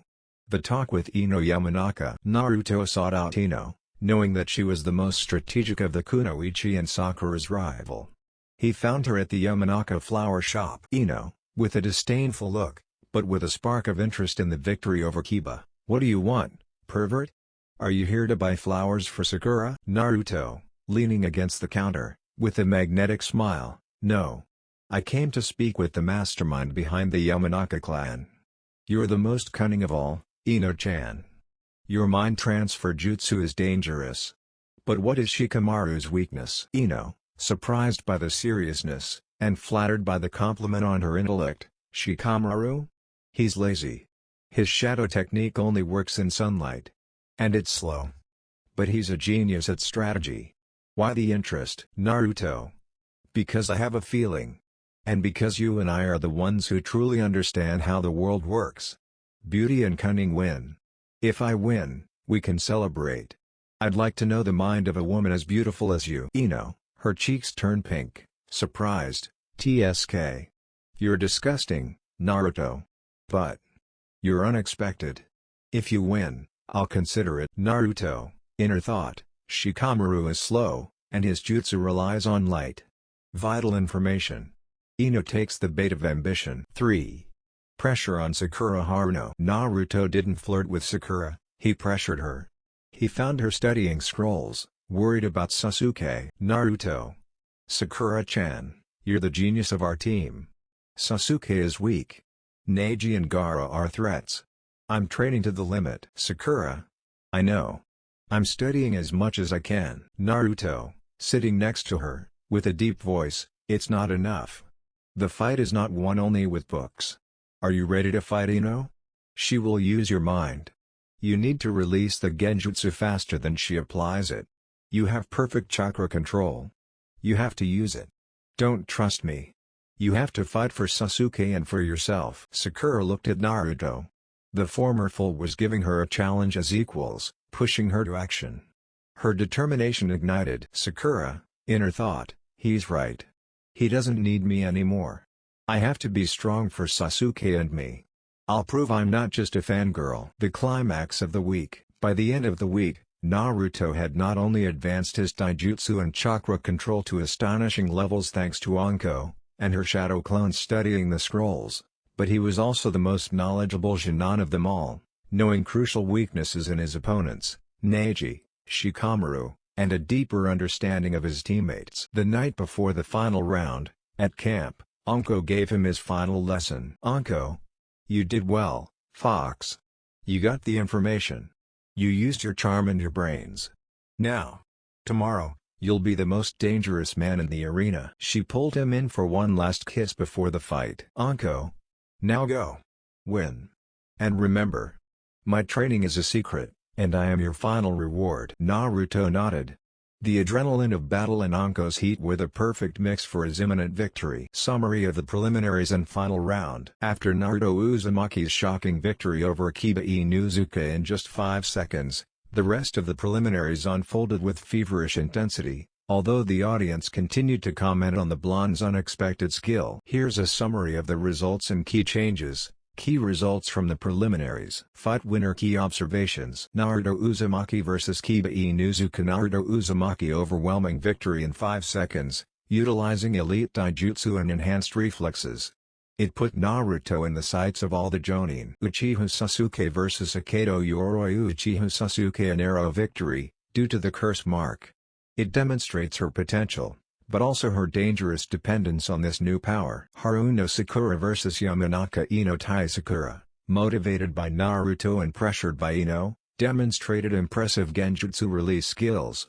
Both were exhausted and disqualified. Tenten vs Temari. Temari's cunning and wind control proved too much for Tenten's weapons. Rock Lee vs Gaara. Rock Lee in an epic battle, Lee, driven by his spirit, managed to open the 8 inner gates, the 3rd and 4th. Although he suffered grievous injuries, his extreme speed overwhelmed Gaara's sand defense at the last instant, rendering him unconscious, but forcing Gaara to use a portion of his Shukaku form to suppress himself. Lee passed, but was gravely injured. Hyuga Neji vs Akamiki Choji. Hyuga Neji demonstrated the superiority of the Byakugan and the Juken style, winning with cold and arrogant ease over Choji. Nara Shikamaru vs Kintsuchi. Nara Shikamaru. Following his strategy, Shikamaru used his intelligence and the shadows to manipulate and trap Kin, forcing her surrender. Kankuro vs Tsurugimi Sumi. Kankuro easy victory for the puppeteer ninja. Export to spreadsheets. The final round, the qualifiers. With the preliminaries over, the qualifiers for the final round, which will be held in a month, are Uzumaki Naruto, Konoha. Uchiha Sasuke, Konoha. Rock Lee, Konoha. Hyuga Neji, Konoha. Nara Shikamaru, Konoha. Temari, name, Gaara, Suna, recovering from his defeat. Kankuro, name. The draw for the final round was announced by Hayate, with the audience still in shock from Lee's victory. Final round. Naruto Uzumaki vs Neji. Hyuga. Uchiha Sasuke vs Gaara. Rock Lee vs Temari. Nara Shikamaru vs Kankuro. Export to spreadsheets. Naruto and Anko's reaction. Naruto watched the matches with a mixture of excitement and concentration. His fight against Neji would be the ultimate test of his new power. That night, at the secret camp, Naruto informed Anko about his opponent. Naruto. I face Neji. Hyuga, the genius of the Byakugan. Anko, with a mischievous smile, about to begin her training, the boy who believes in destiny. He's the perfect opponent for you, Sly Fox. But you have an advantage he doesn't expect. You know the Byakugan's blind spot. And you have the speed to exploit it. Naruto. I know. And I have the best taijutsu sensei a Jonin could ask for. Anko. Show me how quickly you've learned. And then, we'll talk strategy. You have 1 month to break destiny, Blondie. The seducer's training in the intelligence network. The month of rest before the final round became Naruto Uzumaki's period of exponential growth. His mind, now cunning and strategically focused, understood that absolute power was not enough. He needed intelligence and support, and he would use his charm to obtain both. Physical training with Anko Mitarashi continued to be the secret pillar of his development. But the main focus of the day was the consolidation of his social information network. Night training, power and passion. Every night, Naruto met with Anko at the secret camp. The sessions were an intense mix of brutal taijutsu and fiery chemistry that Anko used to build Naruto's confidence. Clone mastery. Anko taught Naruto how to use his Kage Bunshin almost invisibly, imbuing each clone with the minimum amount of chakra for reconnaissance and study without depleting their reserve. She taught him how to use them to study Juken, Neji's style, and the principles of chakra barriers. Seduction and power. Anko made sure Naruto understood the connection between power and control. If you can control a woman's mind, you can control an enemy's mind, she taught him. The intensity of their secret relationship was the emotional fuel that made Naruto unstoppable. Anko, one night, after intense practice, you're fast, Fox. But you have to be patient. Neji's Chunin attacks your chakra. You have to use your massive reserve not as a shield, but as a siege weapon. And remember, your ultimate target is me. Naruto, caressing her face, with a wolfish grin, I never forget, Anko-chan. But I need to practice my charm with civilians, so that my true goal will be even more satisfying. Consolidation of the strategic harem. Using his newly gained fame from his victory over Kiba and his renewed confidence, Naruto expanded his intelligence network during the day. 1. The challenge to Neji. Naruto visited Hinata, who was training in an isolated field, motivated by their previous talk. Naruto. You train hard, Hinata-chan. But are you ready for your cousin? He won't hold back. Hinata, more confident now, I know. He believes in immutable destiny. But I don't. Naruto, approaching her, whispering, but loud enough for her chakra to flow into the nearby trees, knowing that Neji used to keep an eye on her. Let's not talk about destiny. Let's talk about strategy. Give me a kunai. Naruto showed her how to use the kunai offensively, targeting pressure points. His closeness caused Hinata to blush deeply, but she absorbed the lesson eagerly. Effect. Neji, who was effectively spying with his Byakugan, saw the intimacy and level of instruction Naruto was giving Hinata. This ignited fury and jealousy in Neji. Who does this loser think he is, groping my cousin and teaching her the art of the Hyuga? Neji's arrogance was cemented as the weak point Naruto would attack. 2. The alliance with the friend. Naruto met with Ino under the pretext of training in the use of long-range weapons. Naruto. Ino-chan, you are the smartest in this generation. I'm going against the man who believes fate can't be changed. I need a backup plan against his Byakugan. Ino, flattered, her rivalry for Sakura on hold. A plan? The Byakugan sees the chakra flow. There's no way. But if you saturate its vision with clones, you could overload its focus. It's a visual distraction tactic, not an attack. Naruto. You're a genius, Ino-chan. If I manage to overload his eyes, he won't be able to see my chakra points. Thank you, beautiful. You've given me victory. Ino, inner thought, he's hateful. But so straightforward. And he's really handsome. Maybe the loser is Sasuke. 3. Concern for the team. Naruto made sure Sakura saw Sasuke's training with Kakashi. Naruto. Kakashi-sensei is only training Sasuke, Sakura-chan. He only sees the Uchiha. But you and I know the truth, true power lies in control. Keep studying the seals in the flow of chakra. If anyone can heal and seal the curse mark, it's you.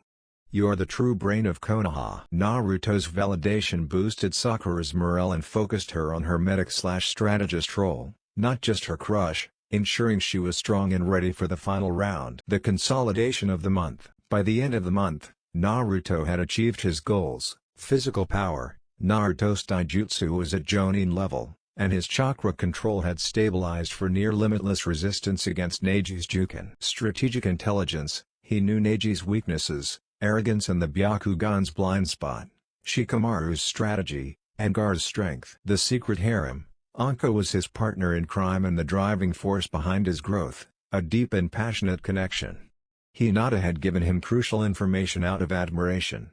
Ino had given him a tactical strategy out of vanity. Naruto was ready. He was taller, more muscular, more mature, and with a confidence that intimidated even Kakashi. On the morning of the final round, Naruto said goodbye to Anko with a final kiss at camp, his mind full of strategy and his body full of energy. Anko. Kill him with your confidence, Fox. And if you win, I promise you that our training will rise to the Jonin level. Naruto, with a smile of absolute confidence, deal, Anko-chan. The revelation of the fox and the end of destiny in 3 movements. The Chunin exam arena was silent with expectation. The first match of the final round was Uzumaki Naruto vs Hyuga Neji. The atmosphere was not only one of anticipation, but of silent contempt from the Jonin, who believed Naruto stood no chance against the Jonin. In the stands, Neji Hyuga looked at Naruto with cold arrogance. In another section, Anko Mitarashi watched with a look of pure pride and a sadistic smile, knowing exactly what was going to happen. Hayate coughed, "Let the participants descend into the arena." The challenge and psychological warfare. Naruto descended into the arena with an imposing presence, his fighting stance perfect and his blue eyes focused. Before the signal, he set in motion his psychological warfare strategy, which he had planned with Anko and Hinata's information. He walked straight to the center and stared at Neji, ignoring the stands. "Naruto," his voice was calm, deep, and echoed in the arena. "Neji. I told you. Your destiny is to be a loser. And your arrogance is your only weakness." Neji, his face twisted with rage and contempt, "You dare repeat such nonsense, loser? You are the embodiment of ineptitude. Fate has spoken. Your defeat will be swift and brutal. I will demonstrate to you the failure of your lineage." Naruto, a slow, ruthless smile spread across his face. "If destiny exists, Neji, then my destiny is to break you in 3 moves. And your Byakugan won't see it coming." The Jonin's insolence silenced the crowd. "Hayate, let the fight begin." The defeat of destiny in 3 moves. Neji, enraged, activated his Byakugan and charged with blinding speed, determined to end the fight in the first second and close off all of Naruto's chakra points. Neji. 8 trigrams, 64 bombs. Prepare for humiliation, loser. First movement, the revelation of speed. Naruto didn't move. He allowed Neji to approach until he was within 2 meters. At that instant, Naruto channeled a massive burst of chakra, the technique controlled by Anko to use the Kyuubi's chakra without releasing the cloak, and executed the Sunshine no Jutsu with a speed that surpassed the Byakugan's reaction. For Neji and the audience, Naruto simply disappeared. Naruto reappeared behind Neji, in the one place the Byakugan couldn't see, his blind spot. Neji, with the Byakugan active, turning his head in panic, "What? How did you move so fast? I couldn't track you." Second movement, the psychological blow. Naruto didn't attack physically. Instead, he used the technique Anko had taught him, the chakra control attack. Naruto injected a small, concentrated pulse of chakra directly into Neji's back, forcing a reaction. Naruto, whispering in his ear, his voice sounding like a predator's, "Your prowess is a lie, Neji. Now, behold your destiny." Naruto's chakra pulse momentarily short-circuited Neji's chakra control. The Hyuga felt an uncontrollable spasm and his control over his own body was broken for a second. Neji, screaming in confusion and terror, "Impossible! My chakra!" Third movement, physical humiliation. With Neji momentarily disabled by psychological shock and chakra interference, Naruto unleashed his elite taijutsu trained by Anko. Naruto spun around and launched a spinning side kick with brutal force and surgical precision, aiming directly for the side of Neji's head. The blow landed with a crack of thunder. Neji was thrown from the arena, colliding with the stone wall. He slid unconscious to the ground, his ninja band broken and his arrogance shattered. Hayate coughed, his face pale, "The winner is Uzumaki Naruto." The sad reaction. The stadium sank into an overwhelming silence, broken by gasps and commotion among the Jonin. Anko Mitarashi, on the balcony, she slowly stood up. Her smile was one of pure ecstasy. Her project had exceeded all expectations. "Damn, Zoro. How magnificent." Kakashi, his eyes widened in pure shock. He hadn't seen such fast sunshine and such terrifying accuracy since the 4th Hokage. That speed. That chakra control. That's not the Naruto I know. What has he been doing? Mitogai, with a serious face, for the first time without shouting, the spirit of youth. He has surpassed evenly in pure speed. This boy is a taijutsu monster. Gaara, who was recovering, glared at Naruto with maniacal intensity, his bloodlust increasing exponentially. Sasuke, watching from the infirmary, felt a boiling rage and a profound fear. His rival had surpassed him by a humiliating margin. Naruto stood in the center of the arena, staring at Neji's defeated body. Naruto, his voice was calm. There was no arrogance, only the certainty of his power. Fate is an excuse for those without courage. I choose my own path. The message was clear. Naruto Uzumaki had gone from being an outcast to a Jonin-level threat, and he had hidden that power from everyone except his secret mentor. The final round, the new order. The rest of the fights took a backseat. Naruto's victory was the dominant topic of conversation. The pairings for the final round remained the same, assuming Naruto faces Neji in the preliminaries and is disqualified from canon. Final round: Uzumaki Naruto vs Rock Lee. Uchiha Sasuke vs Gaara. Rock Lee vs Temari. Narashikamaru vs Kankuro. Export to spreadsheets. For the purposes of this new storyline, Naruto will not be disqualified. His display of power ensures his direct passage to the finals. Final round: revised. Uzumaki Naruto vs Temari. Uchiha Sasuke vs Gaara. Rock Lee vs Neji Hyuga. Neji is the loser, but his genius status allows him to qualify as a reserve. Narashikamaru vs Kankuro. The triumph, the secret kiss and the bomb. The silence in the stadium was so thick it could almost be cut with a kunai. The spectators, the Chunin, and even the Kijus in the main stands were in a state of shock. Naruto Uzumaki, the outcast, the Dobi, had annihilated Neji Hyuga, the genius of the proudest clan, in just 3 moves, demonstrating Jonin-level speed and surgical precision. Naruto stood in the center of the arena, breathing heavily, but his posture was one of absolute victory. His blue eyes were calm, the calm after a storm. He looked up at the stands and caught the eye of Anko Mitarashi, who returned his gaze with a wild, passionate smile. The triumphal exit and a secret meeting. As the medic Nin rushed to tend to the unconscious Neji, Naruto began to climb the stairs leading from the arena to the Chunin rest area. The path was clear. People moved aside as he passed, staring at him with a mixture of fear, awe, and admiration. As he reached a dark, secluded landing before entering the main corridor, a figure slipped from the shadows to intercept him. It was Anko Mitarashi. Anko grabbed him by the collar of his shirt and slammed him against the wall with sudden, passionate force. Anko, with a hoarse voice, her eyes shining in a way Naruto had never seen before, magnificent. You humiliated him. You showed everyone that you were a monster. My training has paid off, cunning fox. She didn't wait. She kissed him with brutal intensity, the taste of passion and victory mingling in a whirlwind. It was a celebratory kiss, the reward for her audacity and her success. Naruto responded with equal fervor, his hands surrounding her waist. Naruto. I did it for Konoha, sensei. And for my reward. Anko, parting her lips just a few centimeters, her smile softened, becoming strangely tender and terrifying at the same time. Ah, the prize. Yes, you have the right to know. And it's news that will change all your plans. Naruto felt his heart stop. Anko. Fox. I'm pregnant.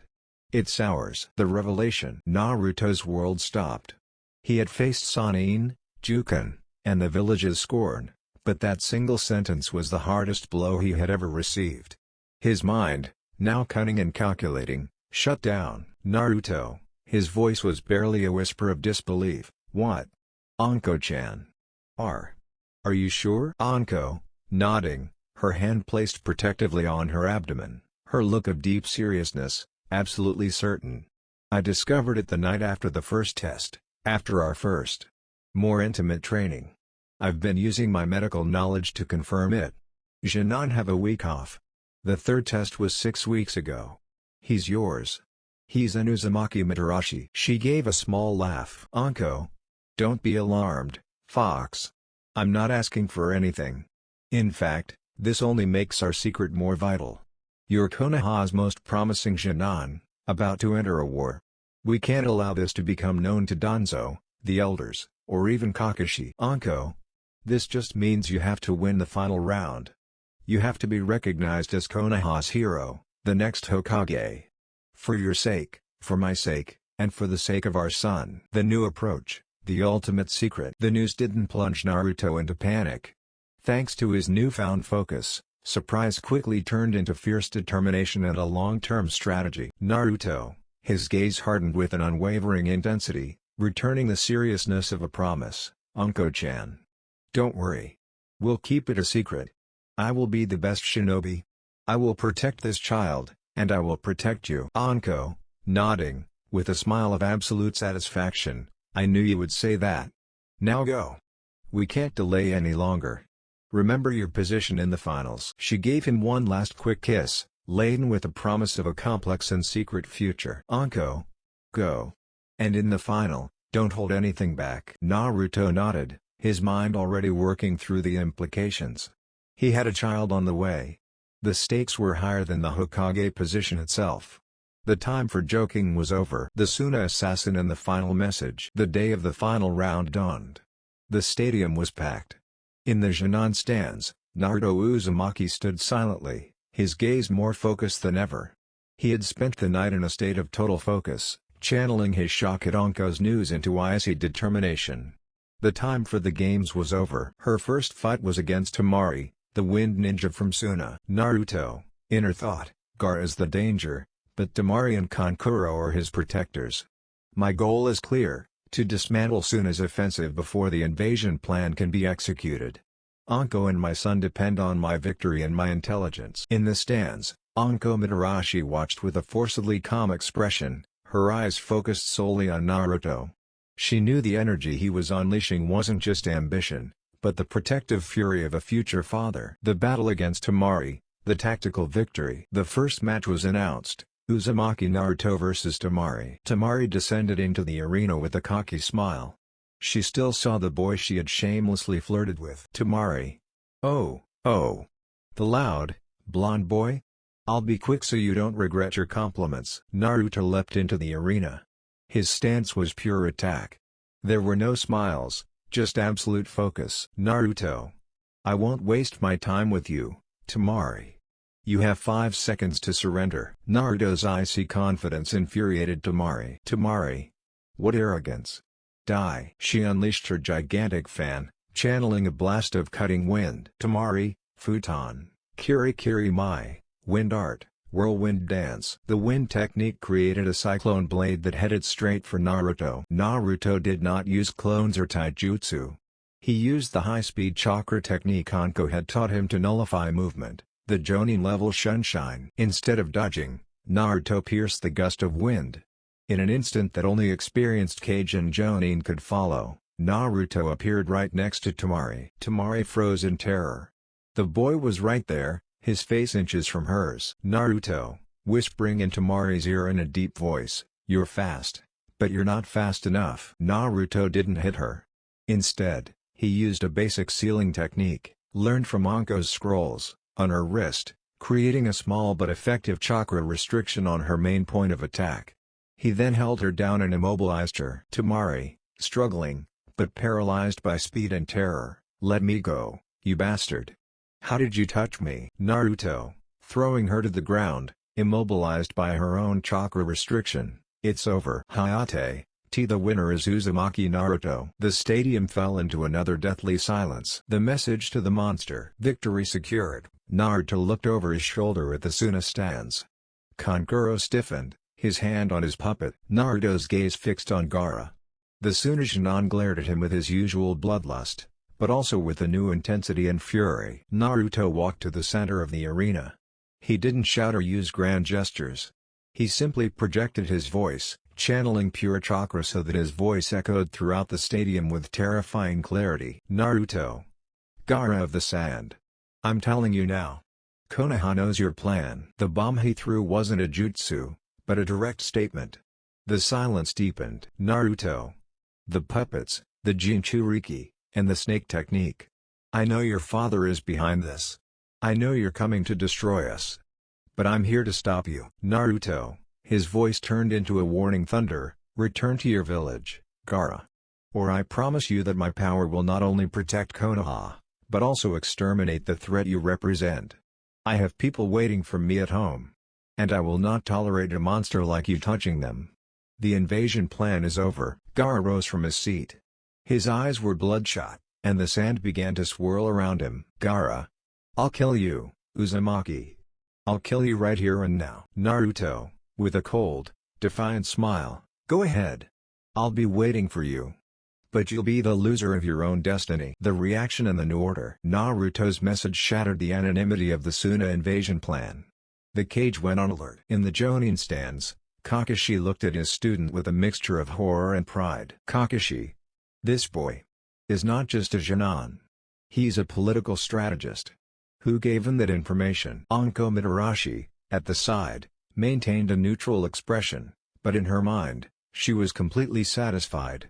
The message has been sent. The invasion is now a life-or-death gamble, and Konoha is on alert. Well done, Fox.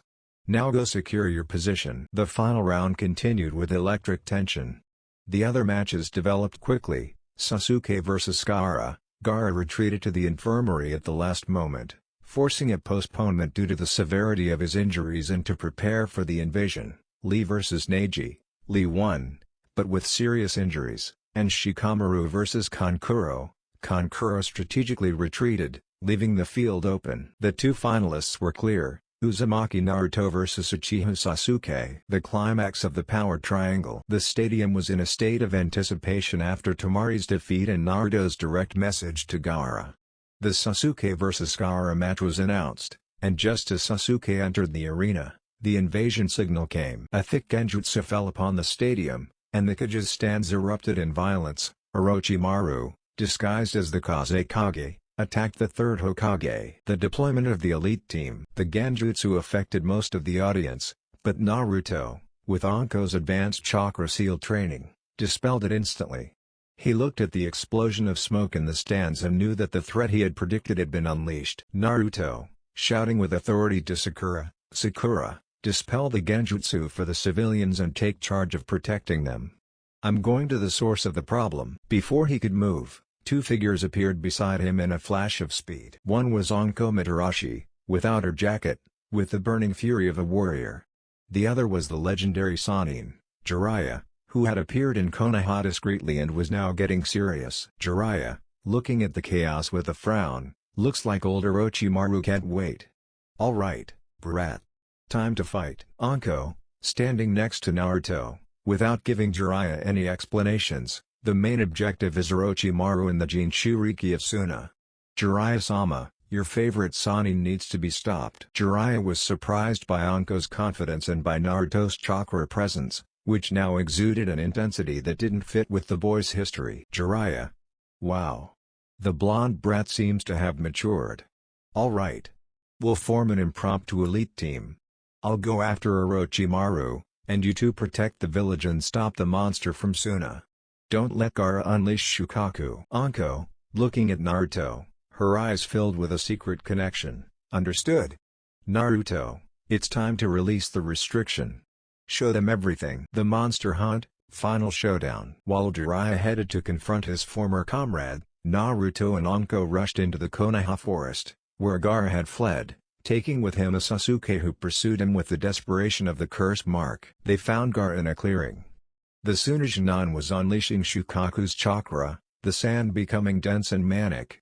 Sasuke was close to collapse, having been overwhelmed by the sand defense. Gaara, his voice distorted by the Baiju, Uzumaki. You came to die. No one will stop me from feeling alive. Naruto stood in front of Sasuke and Anko. Naruto. Anko-chan, take care of Sasuke. If he moves, the mark will kill him. I'll take care of Gaara. Anko. But, Naruto. His power is. Naruto, looking directly at her, his aura exploding with Kurama's red chakra, but perfectly controlled by the learned suppression. I know. It's time to show this monster what true power is. And why my destiny is to protect what's mine. The total display of power. Naruto launched himself. He didn't use a horde of clones. He used his pure speed, the taijutsu trained by Anko and the power of the Kyuubi, to evade Gaara's sand defenses, which had become even faster due to the release of Shukaku. Naruto. Your defense is an illusion. Gaara was perplexed. The Uzumaki was outpacing him. Naruto. Inverted exclamation mark Cage Bunshin no Jutsu. This time, Naruto summoned only 10 clones, but each one was imbued with brutal strength and speed. They weren't decoys, they were 10 elite taijutsu weapons. The fight was a flurry. Naruto and his 10 clones coordinated with military precision, striking Gaara in spots the Sunagenon had not deemed vulnerable. The elite taijutsu assault shattered Gaara's sand armor, forcing the Jinchuriki to unleash the full form of Shukaku. Anko watched, shielding an unconscious Sasuke. Her eyes were filled with pride and awe. He's using pure taijutsu to exhaust the Shukaku. He did it. The climax came when Naruto, the original, managed to penetrate Shukaku's defense. Using the Kyuubi's pure chakra, The control he learned from Anko, he struck Gaara in the face with a punch that released a shockwave. Naruto, shouting with the power of a protector, "Don't you dare touch my village! And don't you dare ruin my family's future!" Naruto's blow broke Gaara's will. The Suna Chunin collapsed, the Shukaku returned to its prison, and the threat of Suna was neutralized. The end of the battle with Gaara defeated, and the Hokage forcing Orochimaru to retreat with severe injuries, the invasion of Suna dissolved. Hours later, in Konoha's infirmary, Anko and Naruto met. Naruto was the undisputed hero of Konoha, his power displayed and acknowledged. Anko, approaching him, the smile of a mother and a lover, "You did it. You are the savior of Konoha. And a hero too. Our son." Naruto, taking her hand, his face serene and determined, "Now that I am the hero of Konoha, no one can touch us. Our secret is safe, and our future is our destiny." Naruto's path as an elite shinobi, secret husband of a Jonin and future father, had just begun. The Beast Duel and the Sanin's escape. The invasion genjutsu dissipated, leaving the stadium in chaos. As Jiraiya prepared to pursue Orochimaru, who had been cornered on the stadium roof by the third Hokage, the true threat exploded in the arena. Temari's defeat and Naruto's direct message had precipitated Suna's despair. Gaara, his bloodlust overflowing at the humiliation, tore off the bandages on his arm. His face contorted in Shukaku mania, and an immense column of sand rose from the arena. Gaara, in a guttural, monstrous voice, "Kill them all. The Shukaku will be released." The sand condensed and formed around Gaara, creating a gigantic Shukaku arm that slammed into the main stand, shattering it and forcing the third Hokage and Orochimaru to halt their match. The roar was deafening. The summoning of the Sannin. Jiraiya, who was already in the air chasing Orochimaru, saw the imminent total destruction. The stadium, the Konoha buildings, everything was in danger. Jiraiya, shouting with the seriousness of a war leader, "The demon fox isn't the only beast here. Kushios no Jutsu." Summoning Jutsu. A huge puff of smoke covered the sky of Konoha. When it cleared, the gigantic toad boss, Gamabunta, was standing on the ruins of the arena, his head just above the roofs of the surrounding buildings. Gamabunta, his voice, a roar, "Jiraiya! Why the hell are you summoning me in such a small place?" Jiraiya, standing on the toad's head, pointing at Shukaku's rapidly moving arm, "We have a problem of catastrophic proportions." "Boss! That's the one-tailed beast." Gamabunta snorted, sensing the Shukaku's evil chakra. The deployment strategy. Jiraiya knew a fight in the center of Konoha would devastate the village. He had to get Shukaku out of there. Jiraiya, shouting at the top of his lungs for Gaara/Shukaku to hear, "Sand Beast! If you want to fight, fight me. I am Jiraiya, the Toad Sannin. We will take this outside the village walls. I promise, if you follow me, no one will bother you." The Shukaku turned its berserk eye toward the giant toad. The promise of a fight with a rival Baijiu and the idea of causing massive, indiscriminate damage outside of Konoha's densely populated center appealed to the beast's maniacal nature. Shukaku's sand body began to grow, completely freeing itself from the stadium. The monster let out a roar that shook the earth. "Shukaku! Big Toad! I'll destroy you first." The Shukaku began leaping out of the village, with Gamabunta in its wake, leaving the center of Konoha relatively untouched, but dragging devastation with it. The sky filled with lightning and clouds of sand. Naruto's decision. As the monster duel headed toward the outskirts, Naruto found himself in the arena, with Anko at his side. The path was open, and the third Hokage was now fully focused on the confrontation with Orochimaru on the roof. Anko, with a tense face, looking at the sky, "Jiraiya-sama will take care of the monster. But the real cancer of this invasion is Orochimaru. He's on the roof, dealing with the Hokage. If the Hokage falls, the invasion will not end." Naruto nodded. He held the most crucial knowledge and hidden power. His enemy wasn't the monster his godfather was dealing with. His enemy was the Sannin who had marked his comrade and threatened his future. Naruto, looking at Anko with steely determination, "Our secret is the key. The Hokage is old and Orochimaru has my mother's knowledge. I have to go. I need to make her retreat." "Anko, go. But don't die, Sly Fox. Your son needs you." Naruto gave her a quick kiss and, without further delay, unleashed his elite speed and leapt toward the stadium's roof. The village's hero was now after Konoha's greatest enemy. The Fox's intervention and the failure of the barrier. As Jiraiya and Gamabunda dragged Shukaku's fury out of Konoha, the key battle unfolded on the roof of the stadium. The third Hokage, Hiruzen Sarutobi, fought desperately against his former student, Orochimaru. The Sannin had summoned the two previous Hokages with Edo Tensei and, to ensure their victory, the Sound Four, Sakon, Ukon, Tia and Kidomaru, rushed to surround the area. Their mission, to lift the Purple Four barrier, isolating the area so that no one could interfere with the duel. The lightning intervention. Naruto reached the edge of the roof in a shunshine powered by the Kyuubi's chakra, just as the Sound Four were preparing to create the barrier. The four Genin spread out to form the square that would isolate the Hokage. Naruto didn't hesitate. There was no time for clones or speeches.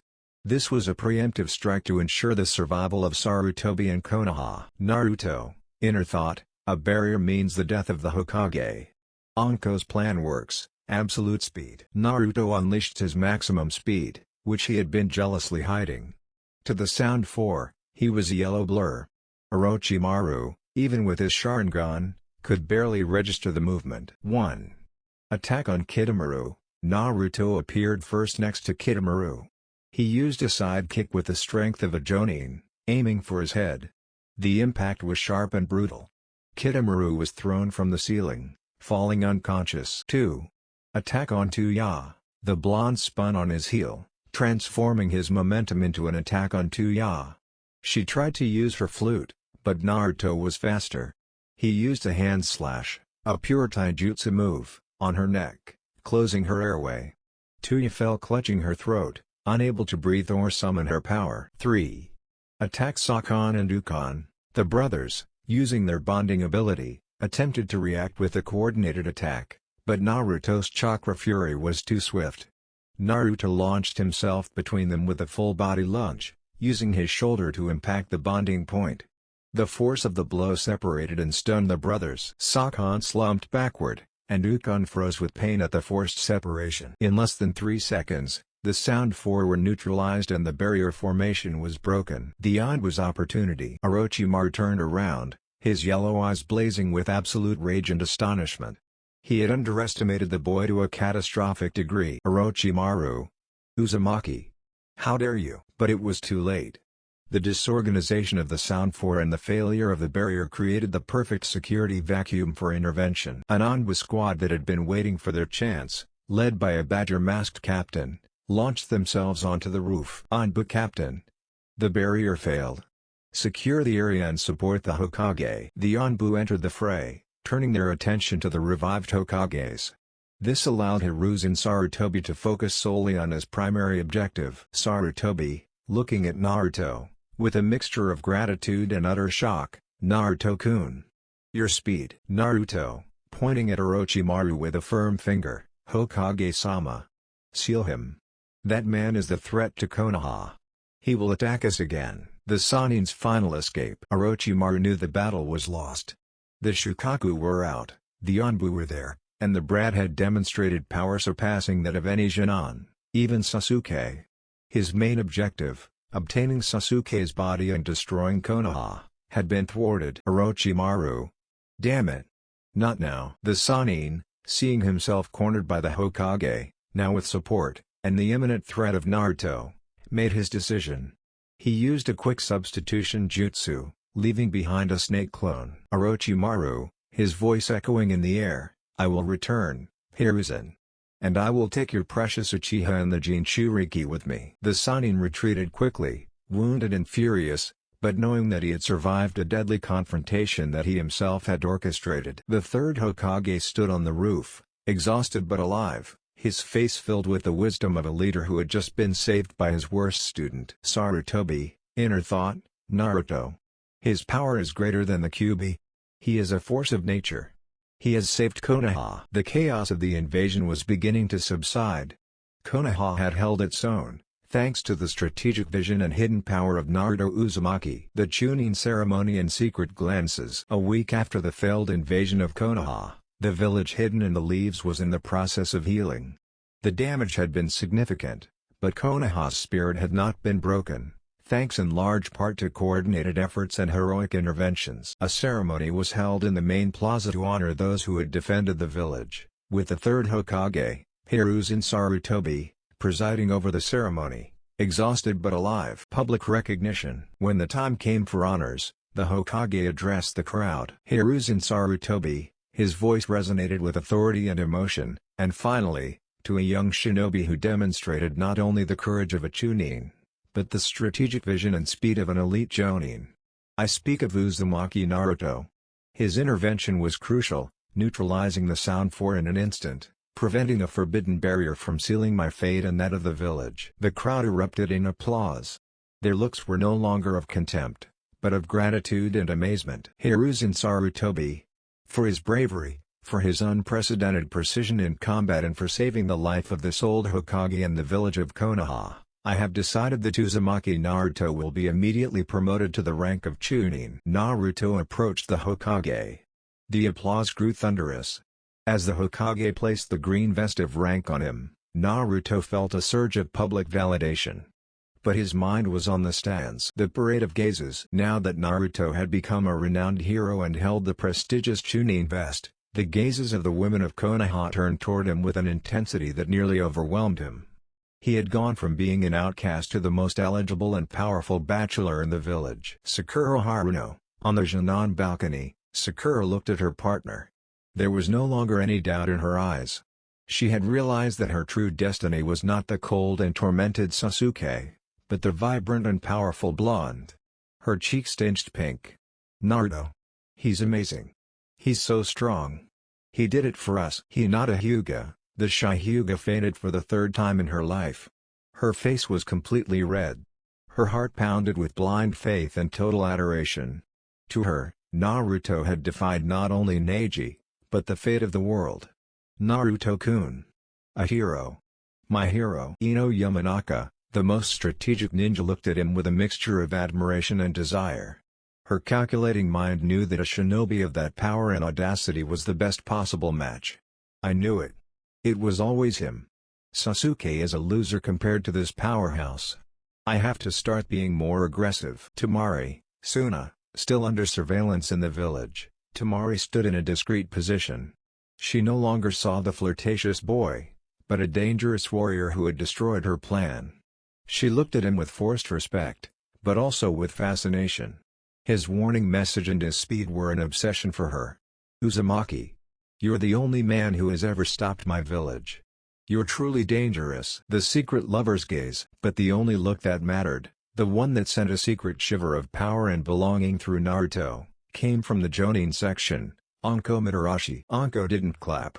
She simply stood, arms crossed under her jacket, hiding the secret of her pregnancy. Her smile wasn't one of generic pride, but of absolute possessiveness and triumph. She didn't look at him as her hero. She looked at him as her creation, her weapon, and the father of her child. It was a look that promised complete reward and a complex future. Anko, inner thought, there it is. I did it. That power, that speed, that intelligence. They belong to me. You are a Chunin, cunning fox. But to me, you're the man who will put my last name in the history of Konoha. And no one, not the Hokage, not the elders, has any idea how deep our secret runs. Naruto, feeling the weight of all the stares, returned only a fleeting, deep glance to Anko. In that simple exchange, the secret was reaffirmed. His promotion to Chunin was the first step in ensuring the protection of his future family. The game had been raised, and he was ready. The Jonin's patience and the stolen kiss. Konoha celebrated. The village had avoided total destruction, the third Hokage was alive, and the traitor Orochimaru had been banished. The night of celebration was loud and vibrant, with shinobi and civilians mingling in the bars and on the streets. Naruto Uzumaki, now Chunin an undisputed hero, was the sun that illuminated the night. The care center. At the Ichiraku Ramen and Drinks Bar, Naruto sat in the place of honor, though without touching the alcohol. He was surrounded. His aura of power and his Chunin vest had completely transformed his status. Sakura stood to his right, laughing at his jokes and touching his arm in admiration. Ino was on her left, competing with Sakura to fill her water glass and complementing her strategic vision. Even some older kunoichi and Chunin who had never spoken to him before came up to him, praising his taijutsu and speed. Hinata was in a corner, hidden by her shyness, but her Byakugan eyes were fixed on him, secretly adoring him. The scene was one of total harassment. Everyone wanted a piece of the hero who had saved Konoha and humiliated Neji. Naruto handled the attention with the boldness and charm Anko had taught him, returning compliments and subtly flirting. He liked the attention, and it was vital to his new public image. Anko's secret fury. At a dark table, tucked away at the back of the bar, Anko Mitarashi watched the scene. She was alone, drinking sake, her anger growing with each passing minute. The Jonin had a secret, absolute claim on the blonde. He was the father of her child, her lover, and her most successful project. Watching all those girls throw themselves at her man with the brazenness of youth made her blood boil, a mixture of possessive jealousy and pregnancy hormones. Anko, inner thought, damn fox. Keep flirting. It's one thing to be strategic, but it's another to have those useless women touching him. If that Uchiha-obsessed woman touches his vest again. She clenched her fist, fighting to maintain her secrecy and her composure. It must be public, it must be strong, it must be a Chunin. But it's mine. The kiss that broke patience. The line was crossed when Ino Yamanaka, with an audacity that only the ambition of a Yamanaka could dictate, made her final move. Ino stood up. Under the guise of whispering a compliment, she leaned over the bar. Ino, with a mischievous and strategic smile, "You know, Naruto-kun. You're much better than Sasuke. True power is sexy." And without waiting for a response, Ino stole a quick, but deliberate, kiss on Naruto's lips. The action lasted less than a second, but it was seen by everyone. Sakura gasped in disbelief. Hinata fainted again. And Anko, seeing how that girl had crossed the line of physical contact, exploded. The patience of Anko Mitarashi, the experienced woman who carried a vital secret in her womb, ran out. The sermon of the Jonin. Anko stood up from her table, her chair falling to the floor with a clatter. She walked with strong, determined steps toward the group, her sadistic and dangerous Jonin aura dominating the atmosphere. He stopped just behind Naruto and Ino, and his voice, though not a shout, was low and resonated with an authority that broke no reply. "Anko. Yamanaka. That's enough." Ino sat up straight with a start, pale with terror at the presence of the second test examiner. Anko, eyes fixed on Ino, her tone was that of a stern teacher. "I just saw you. That behavior is unacceptable. You're a kunoichi of Konoha. You are in a public place, harassing a higher-ranking shinobi who just saved the village. Do you think that behavior is professional?" Ino, stuttering, "But, Anko-sensei.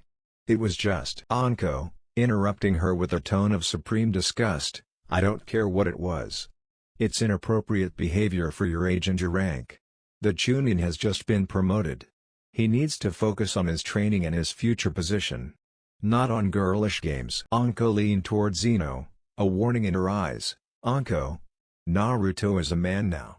You're a Chunin who has yet to prove your worth. Do you think a stolen kiss is the way to show respect to a war hero? Go back to your team, Yamanaka. And to you, Sakura, and anyone else here, leave the Chunin alone. He has important work ahead of him." Anko straightened and looked at Naruto. Her gaze was a public warning. "He's mine, but you're also to blame." "Anko. Uzumaki. Finish your drink. I need you for a report. Now." And with that, he turned and left the bar. Naruto, fully understanding his lover's threat, possessiveness, and suppressed jealousy, left a bill on the table, said goodbye to his stunned companions, and followed the only woman he truly cared about. The girls of Konoha had learned a lesson: the hero might be available, but the Jonin examiner had absolute priority. And sharp teeth.